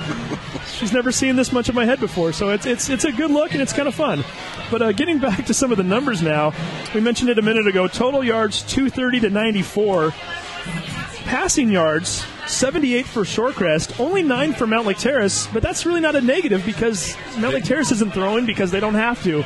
And I might add 9 receiving yards on 2 catches. Who has those 2 catches? Chance Ragsdale. Right, and the first play of the game was a little, I don't know, it was a bubble screen or what, but it was a little pass to the outside where Chance ran for 5-6 yards. So yes. They've been running because they can and they don't need to pass. So I'm assuming we'll see that continue in the second half. Again, with this fog coming in, I can't see why they wouldn't run. And Shorecrest, looking at some of their numbers, Nick Henricks, 9 for 11 for 78 yards passing. He's also, I was going to say leading his team in rushing. He's actually leading his team in rushing attempts. He's got 8 attempts for 13 yards. However, Matt Brennan did have 2 carries for 15 yards, one of which was an 11-yarder, their longest run of the night. Looking at some of the Shorecrest receiving numbers, Luis Avergaris, number 10, 4 catches for 37 yards. Matt Brennan, who we just mentioned a minute ago, also has a 22-yard reception. Aaron Kelly also has 2 catches for 26 yards, the big target out there, who I mentioned had a receiving touchdown last week against Shorewood. So I'm sure we'll see a lot more of him in the second half as well. But as you mentioned earlier, Shorecrest is going to have the ball to start off this third quarter of play. A very crucial drive for them is march down the field there, and if you're doing it via passing game, if you can do it quickly, you're within 1 score with still more than a quarter and a half to play. So it could be a very interesting start to the third quarter. Yeah, if you're Shorecrest, you got to get some confidence built up here, and they have plenty of time. Like I said, they get the ball start the second half, only down 2 scores. And I'm just thinking, we were pointing out how hard it was to read the numbers of the Mountlake Terrace jerseys in the first half because of the black jersey with the red number. Good luck in the second half. Yeah, no kidding. Right? I will just be using pronouns for the rest of the night, calling he or him.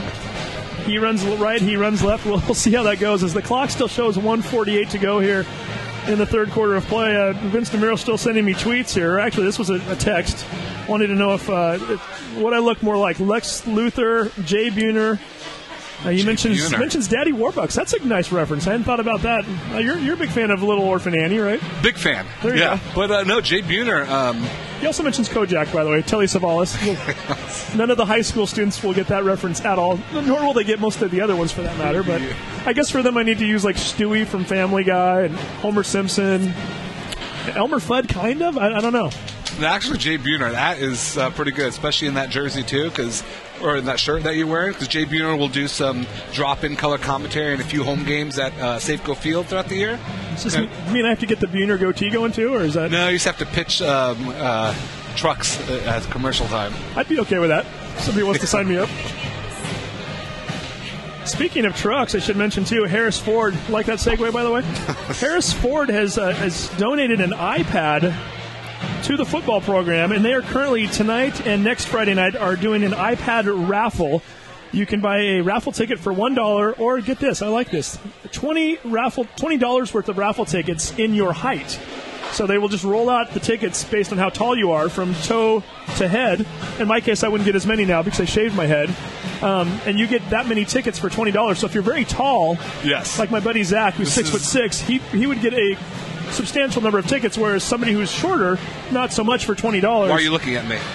Here's the thing. I think a lawsuit is going to be coming here because us vertically challenged are very aware of these. It should be somehow inverse because, the tall people have enough advantages. They don't need to get that many more raffle tickets. Well, maybe karma comes back and gets them, and the 4-foot person wins the raffle. I don't know, but we don't want to have any lawsuits. This is a charitable cause. It's for a good cause.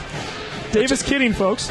But again, they're going to raffle this off at halftime next week. Homecoming, by the way, next Friday night. So we hope that many Mountlake Terrace Hawks faithful and alum will be here. I'm sorry, you did mention they were here last week for Meadowdale's homecoming. Did you do that also? We did. Yeah. There was no. Back to our raffle though. That was a little bit different, and they might have had a raffle. I'm not sure, but at any rate, at halftime of the game next week, they're going to draw on the field. Must be present to win, so you must have your ticket with you. So if you're coming to the game next week, stop by the booth right outside by the concession stands, buy some raffle tickets, and you might be going home with an iPad. And at the very least, you're sponsoring Mountlake Terrace football. So Coach Nalen of the basketball team, tell your players they'll be getting a good deal if they're buying some raffle tickets next week. And the Mountlake Terrace Hawks are about to kick off, and this is very interesting, folks. I can barely see the field right now. This fog has just come completely out of nowhere. Mikey Jensen's kicking off, and I only know that because I know Mikey Jensen. And the ball is in the air, and I can't see a doggone thing. I hope the Shorecrest players can. Running the ball along the right-hand side. I'd love to tell you who's running that ball, but I can't see a thing. This is unbelievable.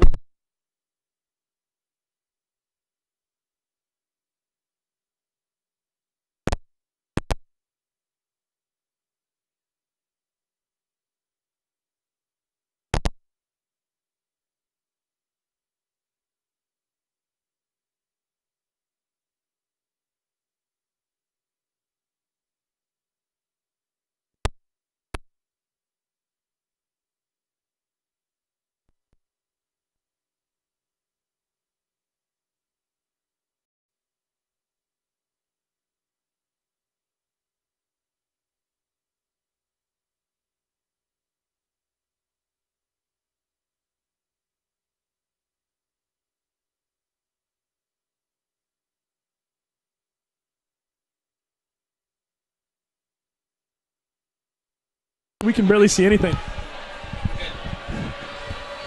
2nd and 10 on the 28. The fog is starting to lift a little bit. One of the Shorecrest players is running up the middle and is finally tackled at the 39-yard line. A gain of 11. Mike Fisher, number 22, on the carry as the fog starts to pick up a little bit and is slowly dissipating at this point. And to top things off, Shorecrest sticks with their no-huddle offense. Even better. Hendricks in shotgun formation, looks to his left, throws to Kelly. Ball is complete. Kelly pushes his way forward to midfield where he's tackled by 3 Hawks. Is finally brought down on the 50-yard line, a gain of 11. Yes, Aaron Kelly's having a pretty...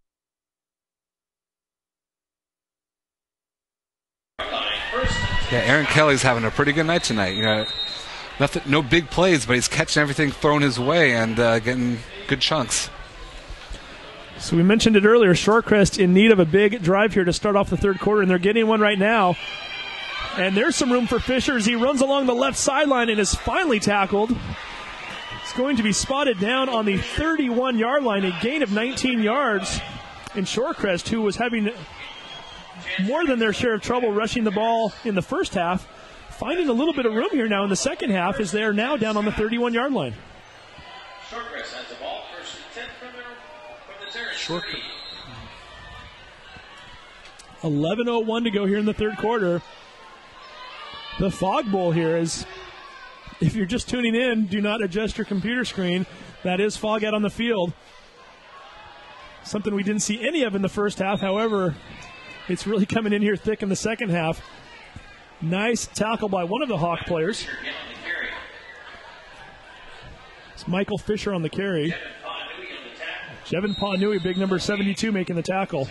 Even in the fog, I should be able to tell Jevin Pawnui he's a much bigger man than some of the other players out there. It's number 72, coming in at 6'5", 270.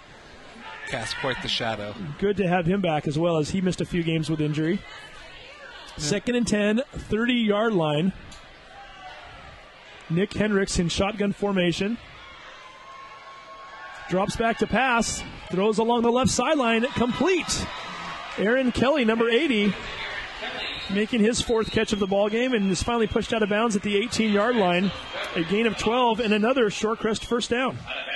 Steve, you said the fog was lifting. I think that was wishful thinking. I think it was just the play was coming closer to the middle of the field where we are. Now that they're going the other way, it's been a little harder to see again. Yeah, again, Mountlake Terrace wearing the dark uniforms and the dark red numbers.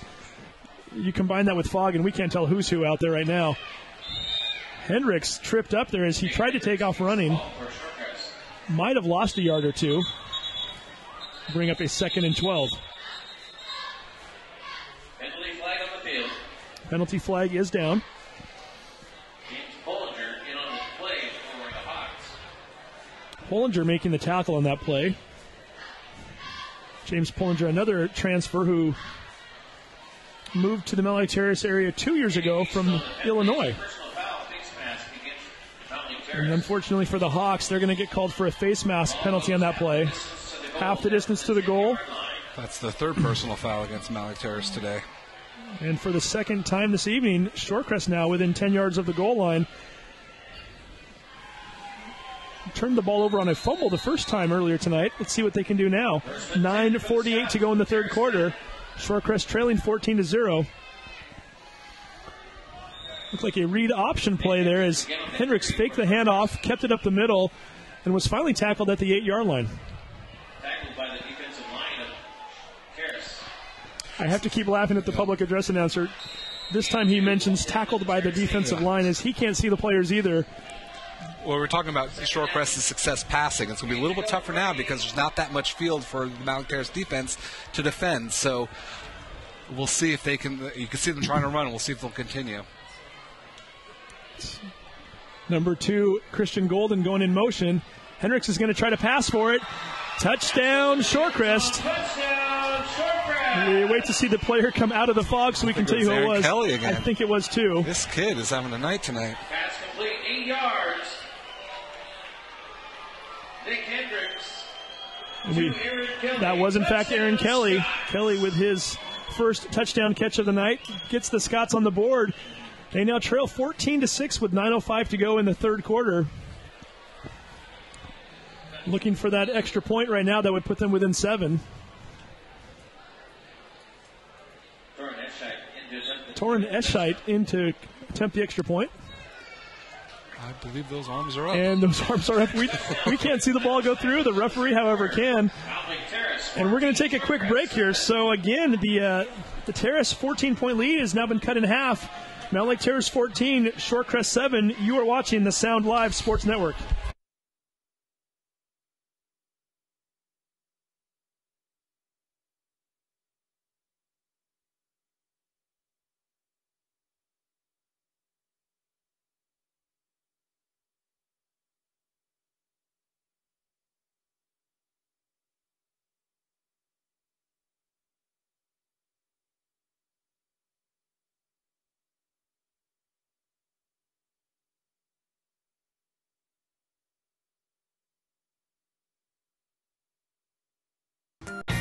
Where will you be after high school? Shoreline Community College offers training for rewarding careers in automotive repair, dental hygiene, early childhood education, biotechnology, and much more. Or earn an associate's degree and be ready to transfer to a 4-year college. To learn more, visit shoreline.edu today. Welcome back to very foggy Edmond Stadium. Shorecrest with a touchdown pass from Nick Hendricks to Aaron Kelly, and all of a sudden they are back in this game. The Hawks leading 14-7 with 9:03 to go here in the third quarter. And again, if you're just tuning in, a very clear and pleasant evening in the first half has turned on us a bit somewhat as the fog rolled in at halftime. And we are having trouble up here in the booth seeing players' numbers and giving you some of the information that you normally get from us, as the Hawks are wearing a dark uniform, a black jersey, dark red numbers, and they're playing in the fog. And Dave Kostick, you and I are having one heck of a time, but it's kind of fun. It's interesting, right? We'll see if the Shorecrest defense could see who has the ball. A dark ball against a black jersey with the fog maybe can cause some misdirection for the defense. Doing a little misdirection here right now, as I believe that's Chance Ragsdale running to the left. Chance Ragsdale taking the pitch, goes around the left side. It is, in fact, Ragsdale running around there. Picked up maybe 2 yards on that play. We'll call it a 2nd and 8. Ragsdale, once again, a huge first half. 188 yards rushing to go along with 9 yards receiving. We'll give him 2 more there. He now has 190 for the night. It's number 3 looking for a 200-yard evening. He might get it right here. He's still running. And it's finally brought down right around the 35-yard line. It's going to be very close to that first down marker. Yeah, I'm not looking at players. I'm just looking at masses on the field. You can see the shadows, and looks like he got it, and they are moving the sticks. 35-yard line. First and 10, Terrace. 35-yard line. That was an 8-yard run, so if you're keeping track at home, unofficially, Chance Ragsdale now with 198 yards rushing. Just point out that Ragsdale coming into the evening. First and 10 from their own 35. So we're pulling up some numbers here right now for you.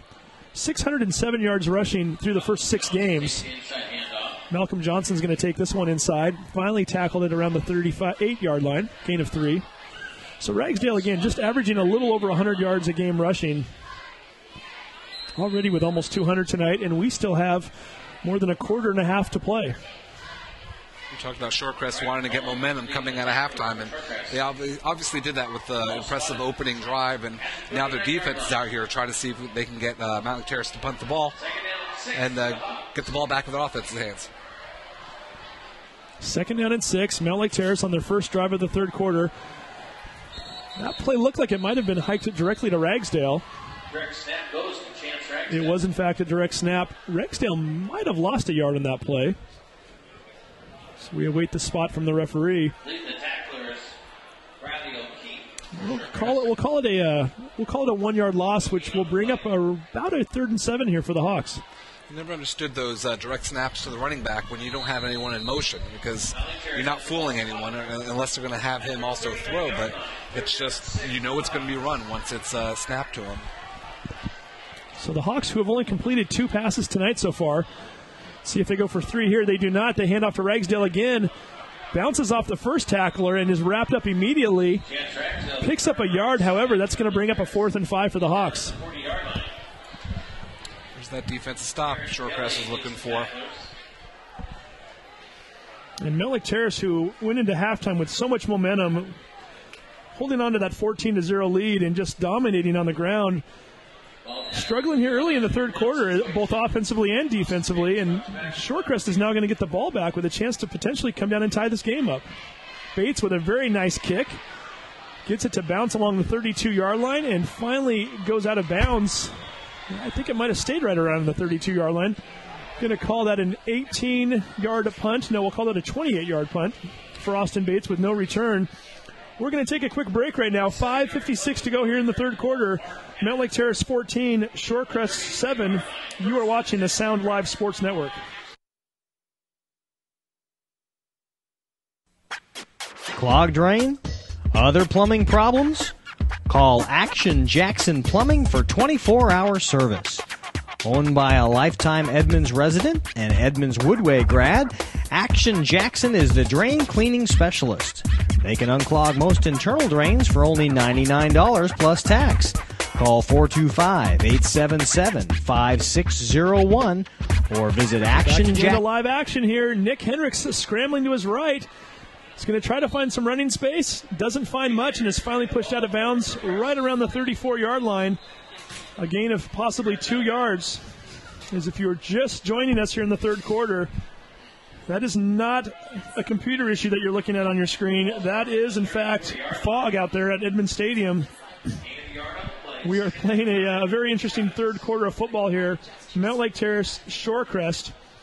First half was played in very clear skies. No rain, no clouds, nothing but It was a great football field for as long as you could see. It was a very crisp night, and now it's a very different story. And Dave, I've got to be honest. I'm a little surprised. Shorecrest doesn't seem to be having too much of an issue passing the ball. It might be worse up here for us than it is for them down there. Yeah, we're obviously further away, and I'm kind of curious to see how the DBs are going to change their approach this series as opposed to last one. Hendricks is going to throw the deep ball here right along the right-hand sideline. Incomplete. Could not tell who the receiver was out there as it's on the far side of the field, right in the middle of the fog.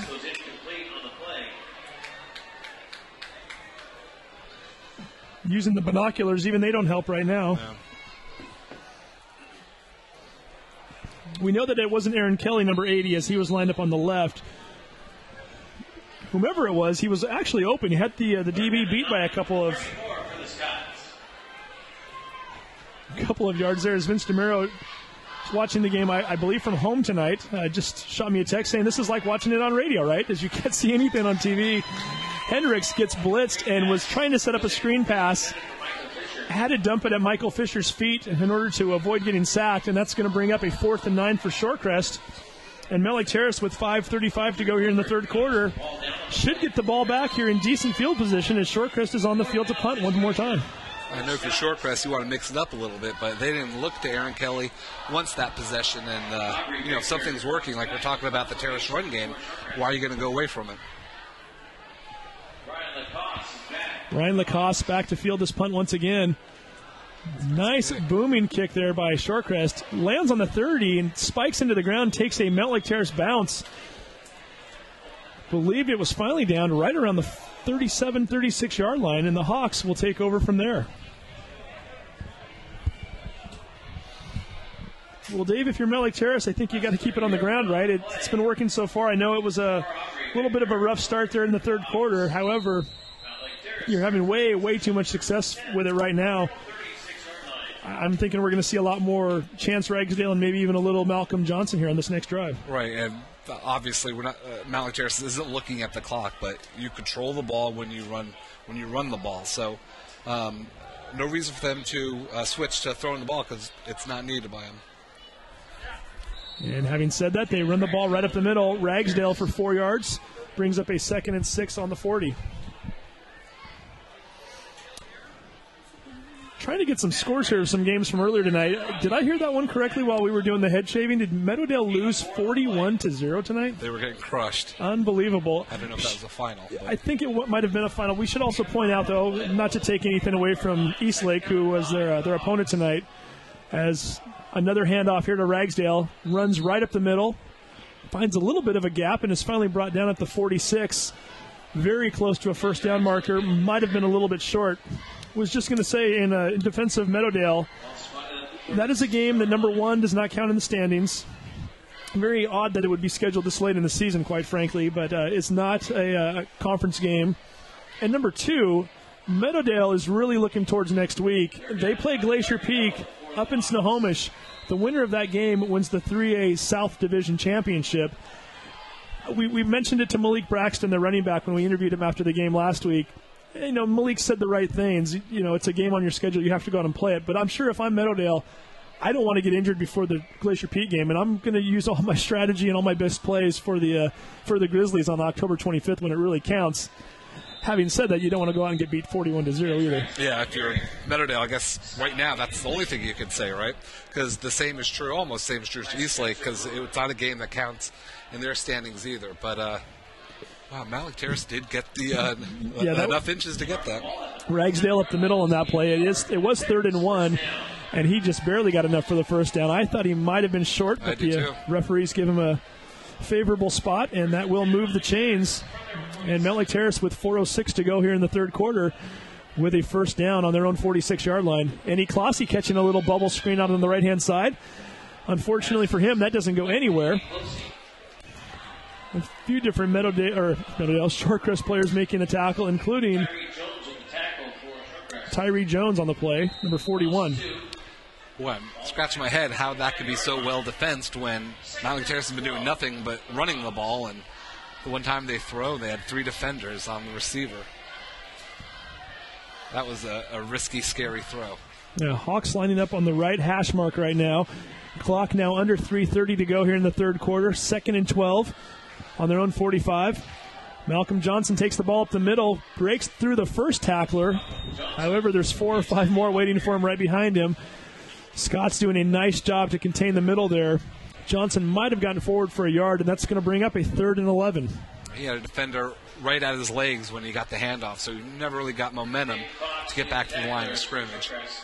So luckily for Terrace, that wasn't a loss of 3 or 4 yards. Should be an interesting play here as, once again, the passing game.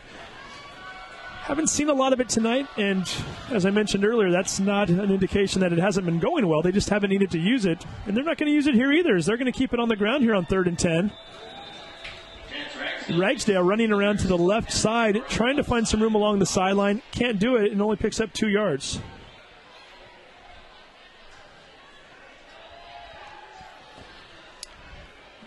So, Dave, we keep waiting to see if this fog is going to lift. Thought it was lifting once or twice. It seems to keep rolling back around and hasn't gone anywhere yet. We'd like to think that it might go away in the fourth quarter because we've got a close game here so far, and we'd like to think that our fans out there might be able to see it eventually. Bates punting the ball down the field, bounces along the 18-yard line, takes a very, very favorable Hawks roll, and is finally stopped right inside the 10-yard line. We're going to call that the 9-yard line. 42-yard punt by Austin Bates, who's had a couple nice kicks here in the last few possessions. And with that, we're going to take a quick break. So 1:58 to go here in the third quarter of play. You're watching the Sound Live Sports Network with our score, Mountlake Terrace 14, Shorecrest 7. High school football on the Sound Live Sports Network is presented by the My Neighborhood News Network, South Snohomish County's online gathering place. Visit My Edmonds News, MLT News, and LinwoodToday.com for news, sports, and events about your community and see what your neighbors are talking about.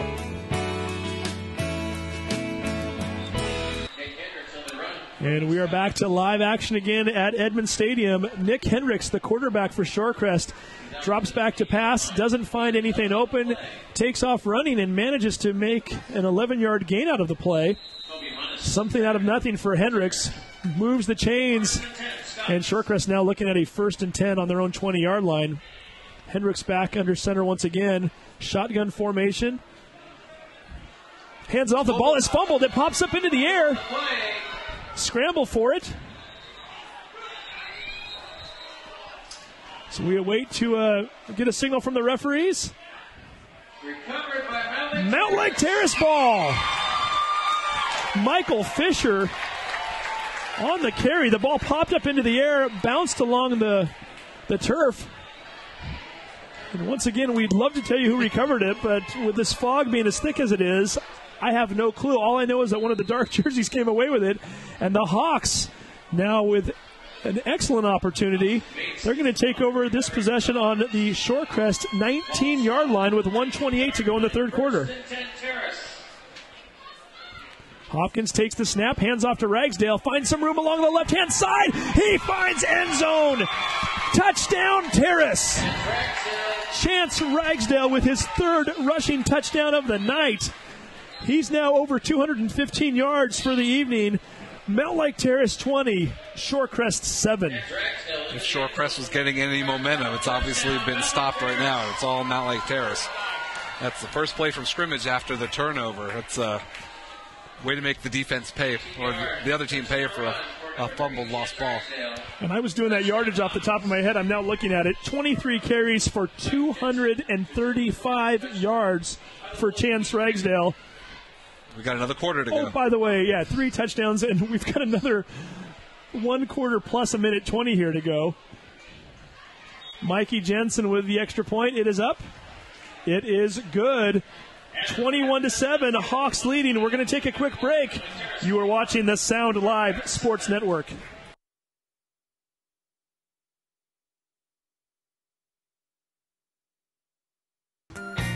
Where will you be after high school?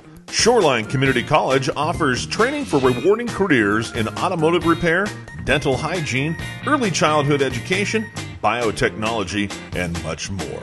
Or earn an associate's degree and be ready to transfer to a 4-year college. To learn more, visit shoreline.edu today. You got it? I got it. And we are back on the Sound Live Sports Network. 1:20 to go in the third quarter of play. Hawks leading 21-7. We just mentioned it a minute ago. Chance Ragsdale, 235 yards of rushing right now. And we still have more than a quarter to play. Statistically speaking for the game, Hawks with a 279 to 169 advantage. Got a few scores here from you from around the area. Edmonds Woodway defeating Linwood earlier tonight, 35-7. Cascade beat Jackson 37-0 tonight. That's an upset.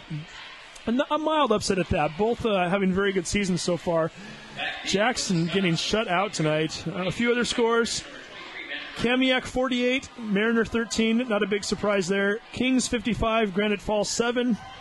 And the score that we last heard was Marysville-Pilchuck leading Everett 63-0. And in a game that's somewhat shocking, I thought maybe they'd take their foot off the gas pedal, but apparently not. As we're trying to get the score updated here.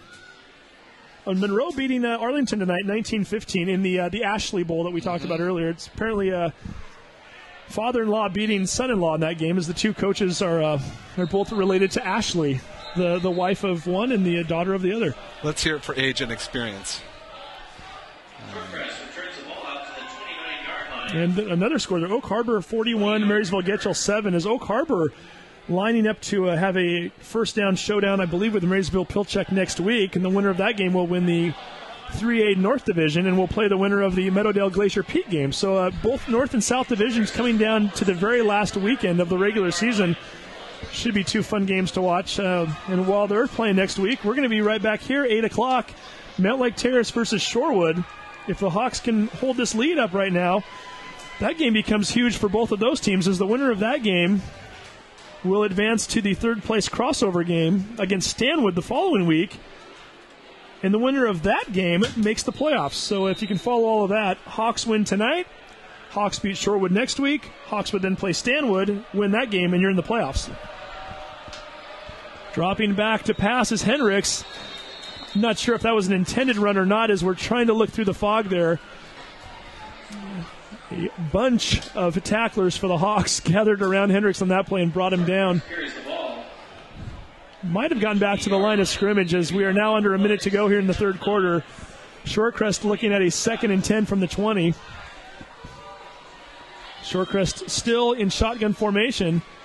Hendricks looking over to the sideline, presumably for a play if he can see over to the sideline with all that fog. Still looks good either way, even if he doesn't. So they are really taking that game clock down there on this one. They're going to throw a little bubble screen out to the side. It's complete to Kelly. Initially picks up a block and is finally brought down by number 54, Brett Potter. And Potter making a very nice play from his linebacker position, holding Kelly to a 9-yard gain, and that's going to bring up a 3rd and 1. So looking at that play, the Mountlake Terrace cornerbacks, I wouldn't say were jamming the receivers, but they were playing them a little more closely than they were in the first half of the game. So changed it up things a little bit for them. This is the last play of the third quarter here. A handoff goes to Fisher. No, I take that back. It's number 23 this time, Matt Brennan. Brennan is still on his feet as he eludes a couple of tacklers. He's got some space.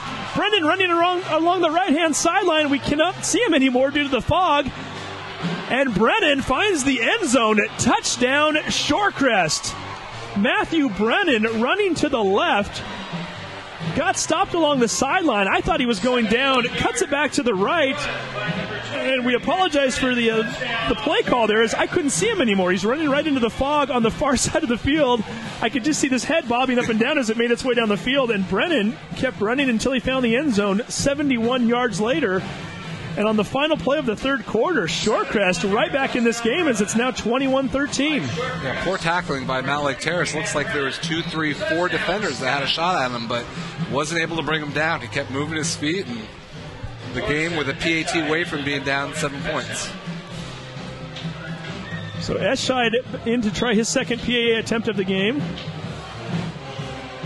Kick is up. The kick is good. And we've got ourselves a new ball game here as we are through 3 quarters of play. We're going to take a quick break. Mountlake Terrace leads 21-14. You are watching the Sound Live Sports Network.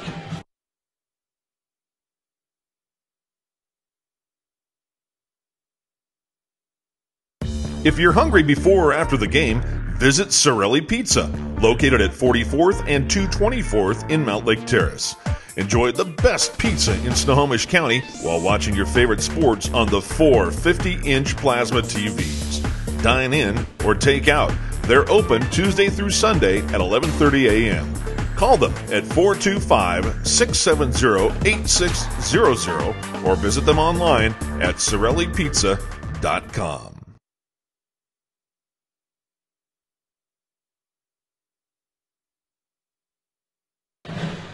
And we are back again on this Sound Live Sports Network. Almost ready for fourth quarter action here. We're going to get you caught up on a few stats. Total yards now looking a lot different after that 79-yard touchdown run to end the third quarter. Again, the run was Matt Brennan, number 23 for Shorecrest. Total yards for the game right now, Mountlake Terrace 279, Shorecrest 249.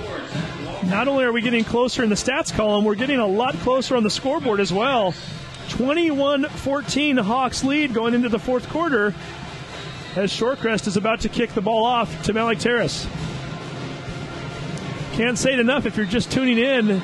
Awesome. You can see about as much as we can. This is a fog game at this point. The fog rolled in during halftime. Try calling play-by-play in this, folks. It's tough as I can barely see the field right now. I see a lot of head bobbing as we see white jersey players, and black jersey players running around the field, but we really can't tell what's going on. It's a very interesting dynamic, and this is something else. Oh, this is by far the worst it's been tonight. You can't even see the Shorecrest players anymore. Mountlake Terrace has the ball in the 42. Presumably, was that an onside kick? I don't know. I just know that the ball was kicked forward, and the Hawks have the ball now. Black jerseys running down the field as somebody's still running, and they're still going. Mountlake Terrace with a very nice run on that play. Boy, from Mountlake Terrace, you can go out there with 2 footballs and no one will know what the real ball is. You know, I want to say that the player of the game right now is Chance Ragsdale. I'm going to give a vote to the PA announcer, though. Somehow he knows who's running the ball. I can't see a thing, and I've got binoculars that I'm using as well. I don't know if he's got infrared in his or what, or maybe. Or he's just selling it like he knows. If he is, no kidding. I thought about that too. You should call it Devontae Downs getting the next play. Who's gonna check you on it? I wish Devontae Downs was out there. I could only say that, but unfortunately he's not. Yeah, Fogmageddon, as Vince DeMiro keeps texting us, and that's, I think that about sums it up. Fogmageddon 2013 here as the Hawks continue to run the ball apparently down the field. I can tell you right now that was in fact a carry, but it was not a pass, and somebody gained a yard on that play. Ball is at the 35-yard line. 11:04 to go here in the game. Once again, Mountlake Terrace holding on to a 21-14 lead. A game with playoff implications. The Hawks need this win. Shorecrest needs this win as well, as Shorecrest's only hope of staying alive for the playoffs is to win this game tonight. And they would then need Mountlake Terrace to help them out and have Mountlake Terrace beat Shorewood next week, which would create a 3-way tie for third place and would create a mini playoff game that would be played during the week in 2 weeks. We mentioned it also that Mountlake Terrace's scenario, very simple. Win tonight, win next week, and you finish in third place. Another running play is I'm watching players make their way down the field. Silhouettes rather. Announcer once again says Ragsdale with the ball, so we'll go with that. Yeah, Chance Ragsdale making his way to the 27-yard line, a gain of 8. That's going to bring up a 3rd and short. You would think now a naked bootleg would be a perfect call because, I mean, again, we were talking earlier, we're far away. It's obviously if you're close to the ball, you can see it much better, but I don't think you can see it that much better. 3rd and a yard to go for the Hawks. 10:05 to go here in the ball game. It's probably 4-down territory for Mountlake Terrace. Hawks running up the middle. I'm guessing that's Malcolm Johnson, as it looks like a bigger body going up the middle there. It was, in fact, Malcolm Johnson. Tom Davis, the PA announcer, doing a great job. I'm looking down the way here. He does have a little bit better view than we do, just from the standpoint that he's further down the field and more in the middle of the field. So I'm relying on him right now to tell us what's going on. So he's relaying to us, we're relaying to you, and hopefully you're getting some of that back at home and enjoying the gray screen. Hey, good shot of the cheerleaders and Herky there, as we're at least able to see some of the action go on the field. Unfortunately, none of it between the white lines where... Man, there's no way the PA announcers could see who's on the field. I mean, I give them credit, but I can't see anybody on the field. I'm waiting for Tom Davis to tell us what's going on. Right. Whistle. This fog has gotten thicker, actually. I didn't think it was possible, but it has. Anything you want to talk about, Dave? I'm thinking put 16 guys on the field. They ain't going to call it. There was a very famous playoff football game between the Chicago Bears and the Philadelphia Eagles in the late 80s. It's referred to as the Fog Bowl, and very similar situation. I remember watching part of it and seeing highlights of it. The announcers in that game, same situation, and I see what they had to go through now. Fortunately for them, they did have cameras along the field. Yeah, they're a lot closer to the action. But this is crazy for the fans that are here. The Terrace faithful that are in the stands, the students are having a lot of fun with the cheerleaders right now. They might as well. They can't watch the football game. I can tell you that Mountlake Terrace has the ball 2nd and 9 on the 20-yard line of Shorecrest. 9:15 to go in the game. Hawks still leading 21-14. And, folks, we are on the 40-yard line, the opposite 40-yard line of where the action is right now. I can maybe see 2 players on the field right now. There's 22 out there playing. I can see movement, but there's nothing else. I hear a whistle, so we'll point that out. It looks like Terrace on the carry goes down to the 15-yard line. Tom Davis is amazing. I have no idea what this guy sees right now. Does he have somebody relaying messages down there from him? Is there a Morse code or what? I don't get it. I'm wondering if Mountlake Terrace is trying to set up a naked bootleg that I was talking about, because a lot of times there's a handoff, running back goes to the right, and the quarterback just rolls out to try to draw a defender, but he's never had the ball. Even the parents are looking up at us right now wondering how we're doing this, and they can't see a thing either. As we're all beside ourselves. We're looking out onto a foggy field and just waiting for the PA announcer to tell us what happens next. Even the scoreboard operator has it wrong now. It says 2nd and 15 on the 14-yard line, which is impossible. That would mean that the first down is 1 yard into the end zone. I wonder if you can't kick a field goal from here. Obviously, if Mountlake Terrace gets it, that's 2 scores. Well, if you're the referee, you're not going to see the ball go through the uprights, so you pretty much have to throw your hands in the air, right? Well, I think you would be able to see you wouldn't be able to see it kicked, but once it got there, listen for the thump and. This is where using technology would be a lot of fun. Why not have a football that's glow in the dark, illuminated of some sort, and players as well, for that matter. Who knows? Maybe that's a few years down the road. But right now, it's not out there. I can tell you that. As the Hawks apparently have 1st and 10 on the 10-yard line. Clock shows 8:32. One of the Hawks players runs it out to the left-hand side. The scoreboard says 1st and 10 now. That was prior to that last snap. I see the referee spotting the ball at around the 7-yard line. Clock does continue to run here. That's the one nice thing for Mountlake Terrace, holding on to that 7-point lead and threatening again as they are looking to put this game a little bit out of reach and at least have a 2-score lead. If they can do that and run a little bit more of this clock down, they're going to be sitting awfully pretty with what would then be about 7 minutes to go in this game.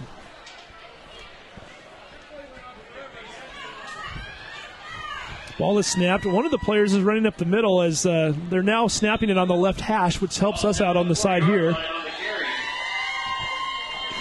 I don't know if you're noticing this, Dave. The Mountlake Terrace parents are having some fun here at this point. They're just cheering everything, knowing that they don't know what they're cheering for. They're kind of loopy at this point. Same situation as we're in, and they're going to make the most out of it. They're just cheering like crazy and having a good old time down here.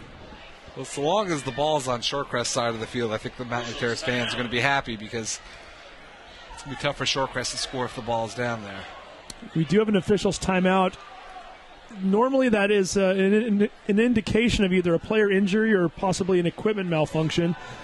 I can't see anything going on the field, so we're not sure what's going on there. Apparently, it looks as though one of the Shorecrest players might have been banged up a little bit, as Number 60 makes his way off the field. That's Sonny Ho, 5'6", 230-pound junior. 5'6", 230. 5'6", 230? And, That's a fire hydrant. he runs off the field. However, the players are still down on a knee on the field, so it must not have been Sonny. I think that was just a substitution for Shorecrest. We are on the Shorecrest side of the field, so when Shorecrest players come off and on, we can see them.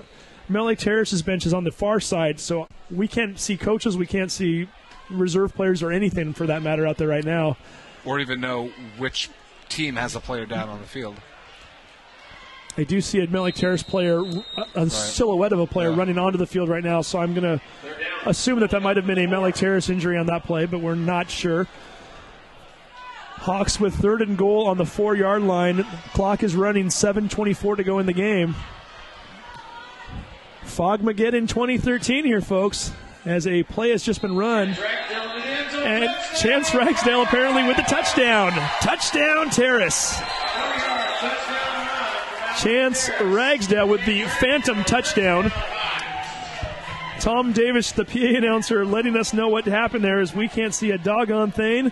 Chance scampers into the end zone. I could say cuts to the right, cuts to the left, breaks 23 does a tackles. somersault over the linebacker and landed on his feet. We have no clue. We can't see a thing, but somehow Ragsdale just got in the end zone for the 4th time tonight. And that gives the Mountlake Terrace Hawks a 27-14 lead with 7:14 to go in the game. Mike Jensen on for the PAT. Referee raises his hands. The point is good. So with 7:14 left in this ballgame, we're going to take a quick break. The Hawks 28, the Scots 14. You are watching Fogmageddon 2013 on the Sound Live Sports Network.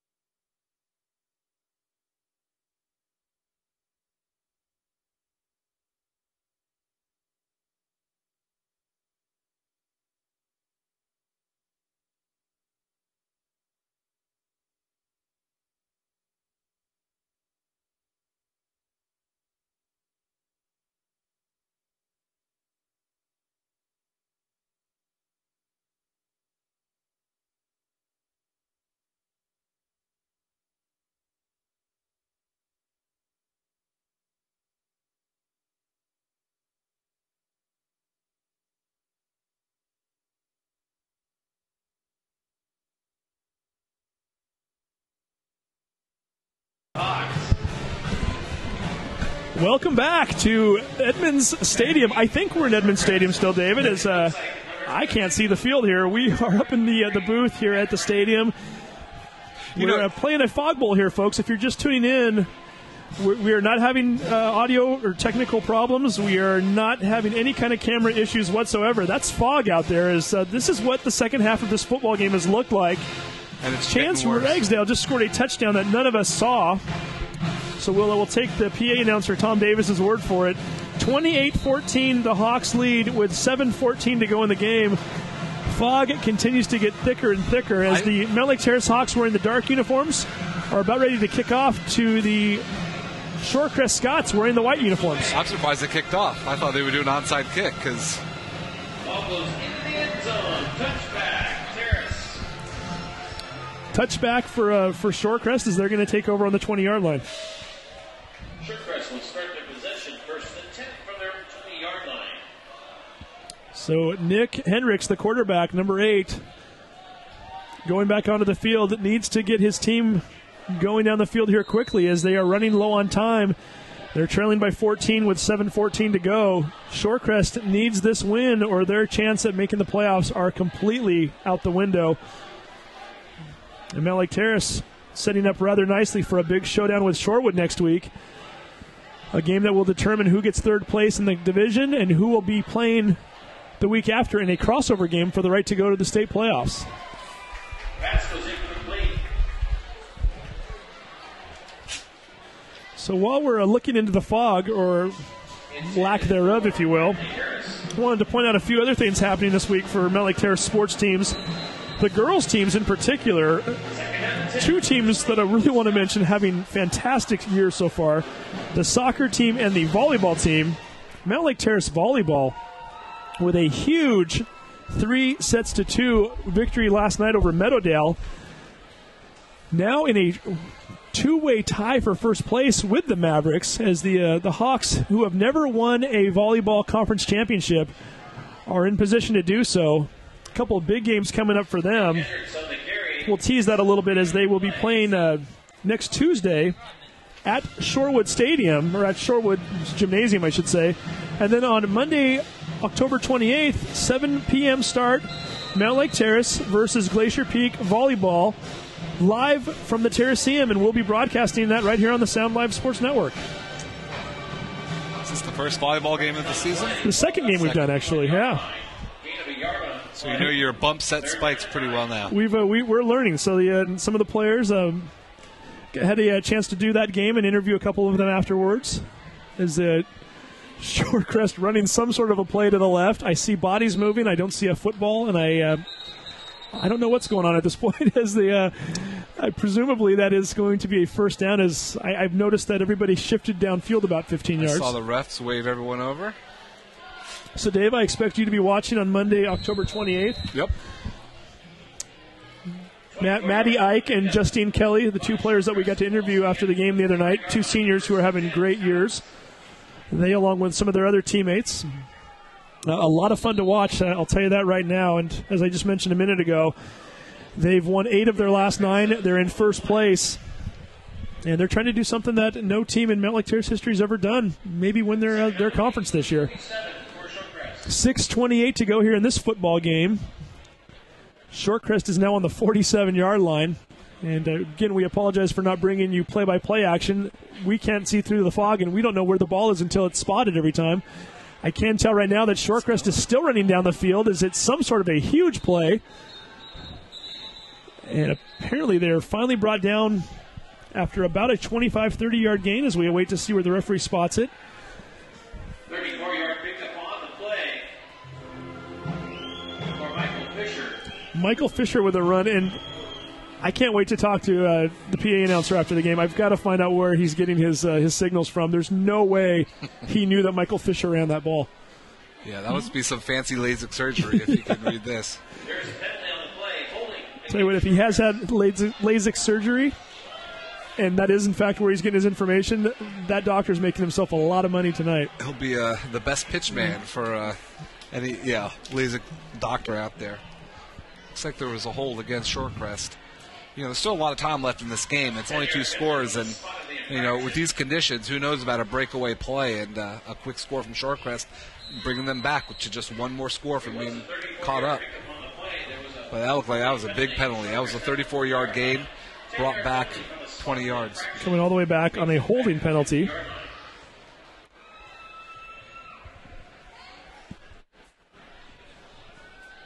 That will bring up a 1st and 10 on the 50-yard line, as it didn't come all the way back down. It was a spot foul.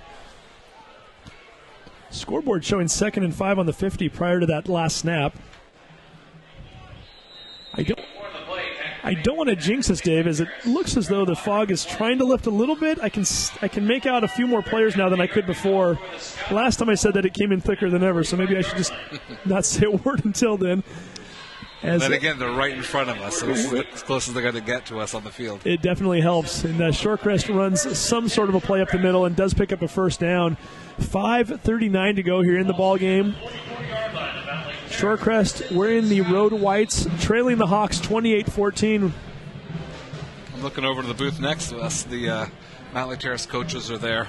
I don't know why. I mean, you would think get all the coaches on the field because they can't be seeing anything that's going to help a formation for the next call. Well, Kelly Dugan, one of the coaches that was in the booth, has already disappeared. He's sitting in the stands right now as he just went down to talk to one of the player parents. So I think he's finally given up on the fact that he's not doing them any good up in the booth right now. A screen pass there must have been a backwards pass as they were looking to do a double pass on that play. And for the first time in about 15 minutes, I can actually see a play here, as that was number 11 for Shorecrest, Jake Oliver, a backup quarterback. So that was Nick Hendricks, the quarterback, throwing a backwards pass to Oliver along the right-hand side. Oliver was then looking downfield, hoping to pass again. to the credit of whoever the DB is over here. To not bite on that, yeah, but it didn't look like it was a lateral. It looked a forward pass, but it was never thrown again, so we won't know. 2nd and 9, Hendricks trying to find room along the left. Cuts it back into the middle and is finally tackled at the 39-yard line after a gain of 4. And this is kind of nice for us. Right in front of us right now, on the hash closest to us, we're actually able to call a play or two here. 4:18 to go in the ball game. 3rd and 5 on the 39-yard line. Hendricks takes the shotgun snap, looks down the field, scrambles, and is finally going to be brought down for a sack.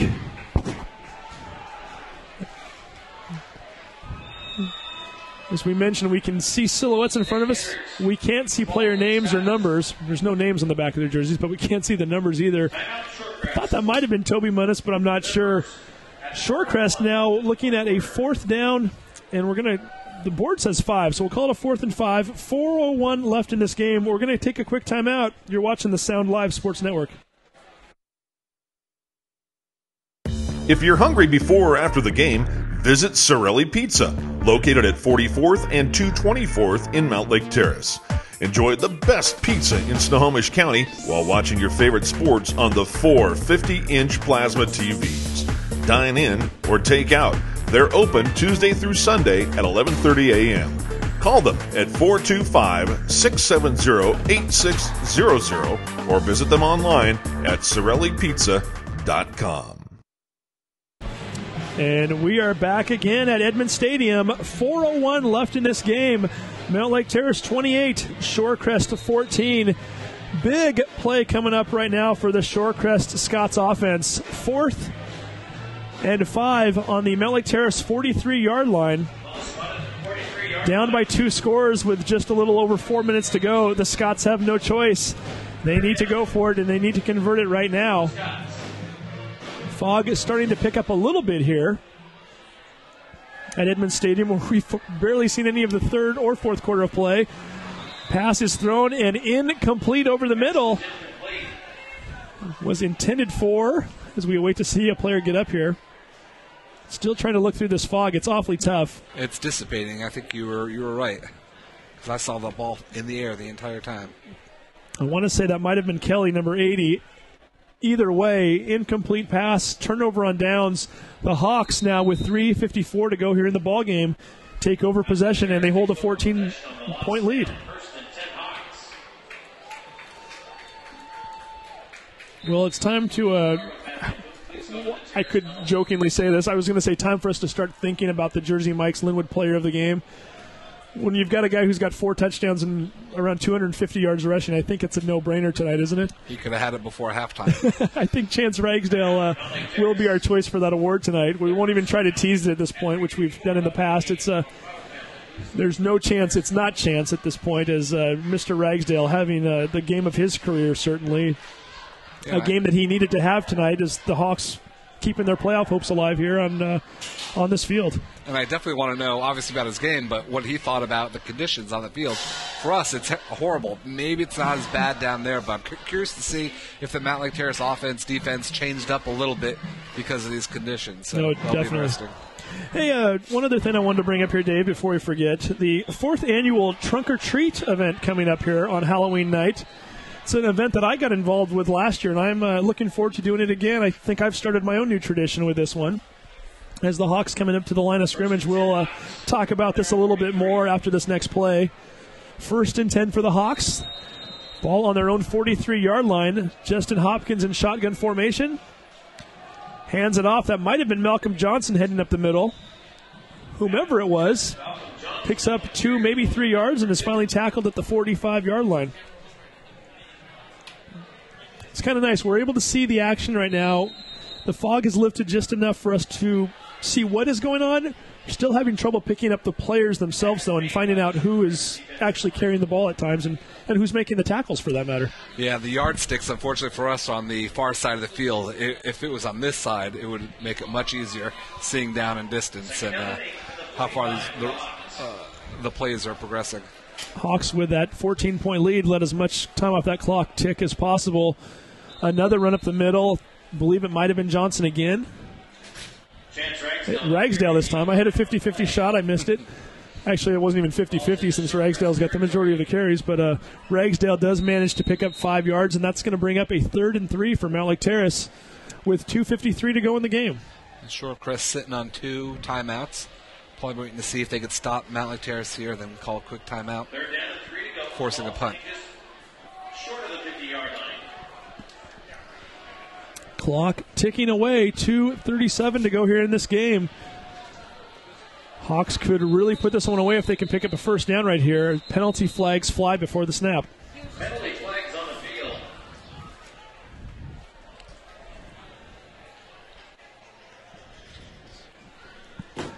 Couldn't see much up here, so I'm not sure what the call was. There it is, encroachment, and that is an awful penalty for Shorecrest right now. Talk about self-destructing there. You just gave Mountlake Terrace a first down with 2:35 to go, and that might just about do it there. I agree. First and 10 Hawks.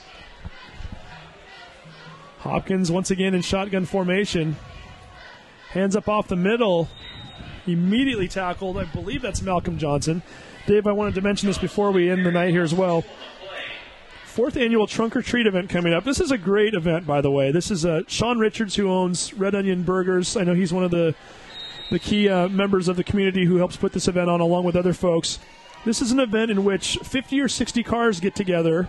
They park themselves in a parking lot on 232nd and 56th, right across the street from the old Red Onion Burger establishment, as Hopkins once again in shotgun formation. Hands up off the middle. Ragsdale picking up some really nice yardage and finally tackled at the 32-yard line for a gain of 15. So this is a nice event. The cars park themselves in the parking lot, and instead of kids having to go door to door, house to house to trick or treat, they can go car to car.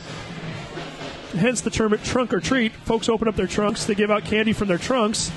It's just a nice, safe environment for the kids to go around in. They don't have to worry about going up to dark houses. Everybody's right there in one particular area. Last year, I think they had around 1,000 kids show up. I know I took part in it. Teresa Whipple, who runs MLTnews.com and also puts on these games for Sound Live Sports Network. She was there as well. Yeah, you have so many kids in one area. Absolutely. Bring your camera, obviously, because it would be a great opportunity for many, many photos. Great chance for the kids. You're going to get to see a lot of different costumes. And it's from 5 to 7 p.m., and they still need volunteers. They still need cars. So if anybody's interested, and they still need candy for that matter, too. So if somebody wants to bring by a bag or two of candy by Red Onion Burgers, located on 212th and 44th, you can do that.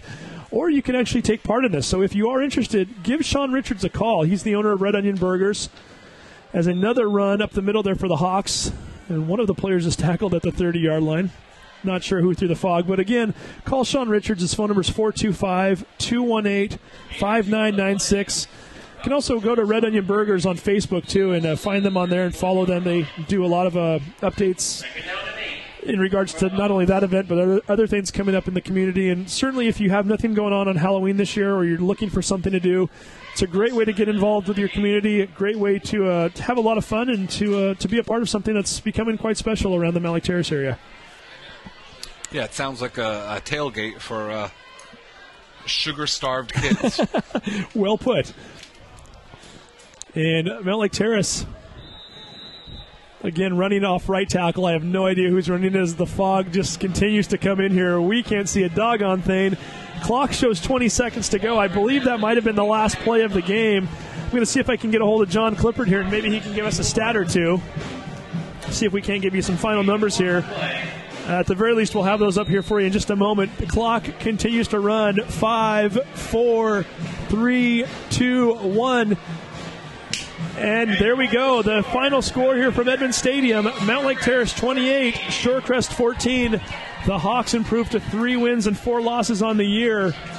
Shorecrest falls to 1 win and 6 losses. And we're going to take a quick break here, and we'll come back with a post-game show as well as your player of the game. Once again, your final score, Hawks 28, Scots 14. You are watching the Sound Live Sports Network.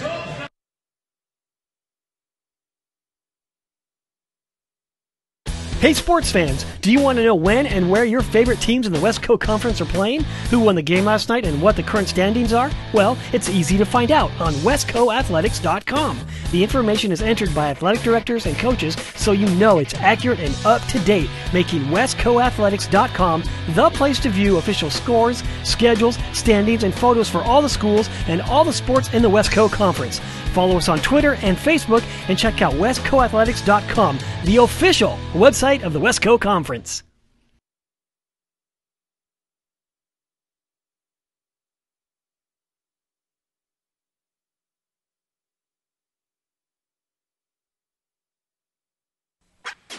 Clogged drain?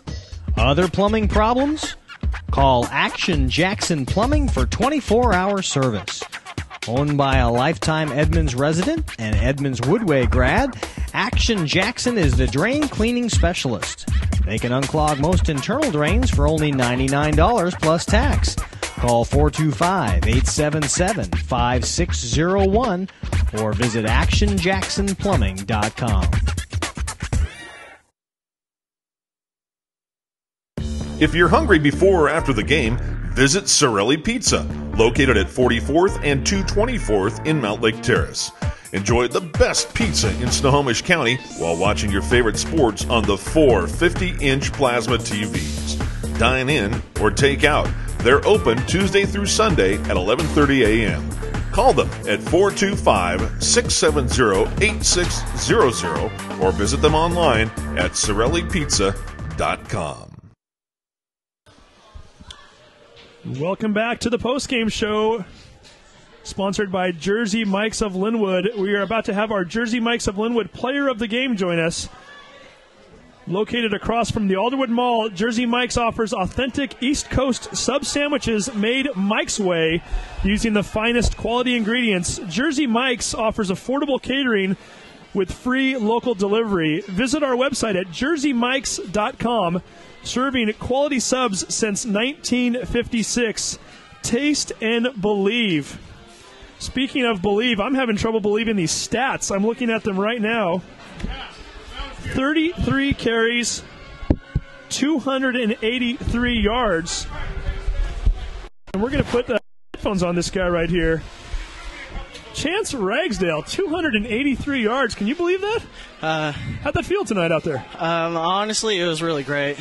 Now, I know I've talked to you before about your stats, and I know you wanted to try to match some of the stats that Devontae put up last year. I'm not sure Devontae ever had 283 yards. Nice job there. Yeah, my goal was to beat Devontae's record. It was 230 last year against Shorewood. And, I mean, I tried my best. I couldn't have done it without my line, honestly. And 4 touchdowns. And, Chance, we have to be honest with you up here. We think you had 4 touchdowns. We didn't see the fourth one because that fog was so thick. Up here, we couldn't see the field. What could you guys see down on the field? Could you see anything? Honestly, it was really hard to see from a distance away, but up close, it was okay. So now the fog was kind of out of our advantage. So now, as far as when you had defensive backs coming at you from 5 or 10 yards away, could you see them coming, or were you able to see your holes? What was going on there? Honestly, at first they came in really quick, so it was kind of hard to see the hole. But when I saw an opening, I kind of just took it. Talk about your line a little bit tonight as well. What kind of holes were you getting from them? Were you doing anything differently in blocking schemes? Or I know you got a lot of injured players back as well, right? Yeah, I was just trying to follow my blocks as best as possible. Caleb, he messed up his ankle somehow, and he's a really big part of our line, so it's going to hurt us the next week. And one of your runs was a 52-yarder, I believe, along the right-hand side. Take us through that play. At one point, I thought they had you from behind a little bit. Did you have to break away from a tackle there, or an ankle tackle, or what happened? Before the play, my coach just told me to run outside, and I just followed my blocks, and I saw an opening and took it, and it was just wide open. And that works for you? Yep. So now also one more game left before the crossover game. You already know it's Shorewood. You've got to beat them in order to get to that game. Any thoughts on that game? You know that team a little bit, right? Yeah. I heard that they're supposed to be better than Shorecrest, so it's going to be a challenge, especially after we lost Caleb. So we just got to practice hard, hope for the best. And regroup and see what happens next week. So, again, Chance Ragsdale, I got to read these stats one more time, Chance. Unofficially, 33 carries, 283 yards, 4 touchdowns. And, oh, by the way, you also had 2 receptions for 9 yards. So you ended the night with 292 yards. Congratulations. Thank you very much. All right, Chance Ragsdale, our Jersey Mike's Linwood Player of the Game. We'll let you go, Chance, and celebrate that with your teammates. Thank you. And once again, from very foggy Edmonds Stadium, we're going to take a quick break. We'll be right back for a quick recap and get you out of here. You are watching the Sound Live Sports Network. Hey sports fans, do you want to know when and where your favorite teams in the West Coast Conference are playing? Who won the game last night and what the current standings are? Well, it's easy to find out on westcoathletics.com. The information is entered by athletic directors and coaches, so you know it's accurate and up to date, making westcoathletics.com the place to view official scores, schedules, standings, and photos for all the schools and all the sports in the West Coast Conference. Follow us on Twitter and Facebook and check out westcoathletics.com, the official website of the West Coast Conference. So once again, the Jersey Mikes of Linwood Player of the Game award is presented by Jersey Mike's Subs in Linwood, located across from the Alderwood Mall. Jersey Mike's offers authentic East Coast sub sandwiches made Mike's way using the finest quality ingredients. Jersey Mike's offers affordable catering with free local delivery. Visit our website at jerseymikes.com, serving quality subs since 1956. Taste and believe. And believe it or not, the second half of football did in fact happen. We didn't see it, but we're told it happened out there as the fog rolled in a big-time way at halftime, and the Hawks were able to prevail through it no matter what was the case out there. 28-14 victory. Chance Ragsdale with an unbelievable night, 283 yards rushing. And if we can get that from him next week, we'll be sitting really good as the Hawks need a victory next week to keep their playoff hopes alive. 8 p.m. start time right here at Edmonds Stadium and right here on the Sound Live Sports Network. We invite you to tune in at that time and check us out. So once again, the bald-headed Steve Willits for the first time ever getting my head shaved at halftime. If you tuned in late, go back and watch it online. It's on demand there, and you can have some fun with that.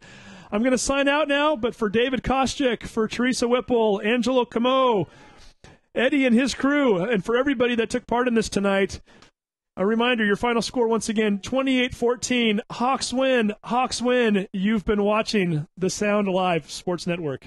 Good night.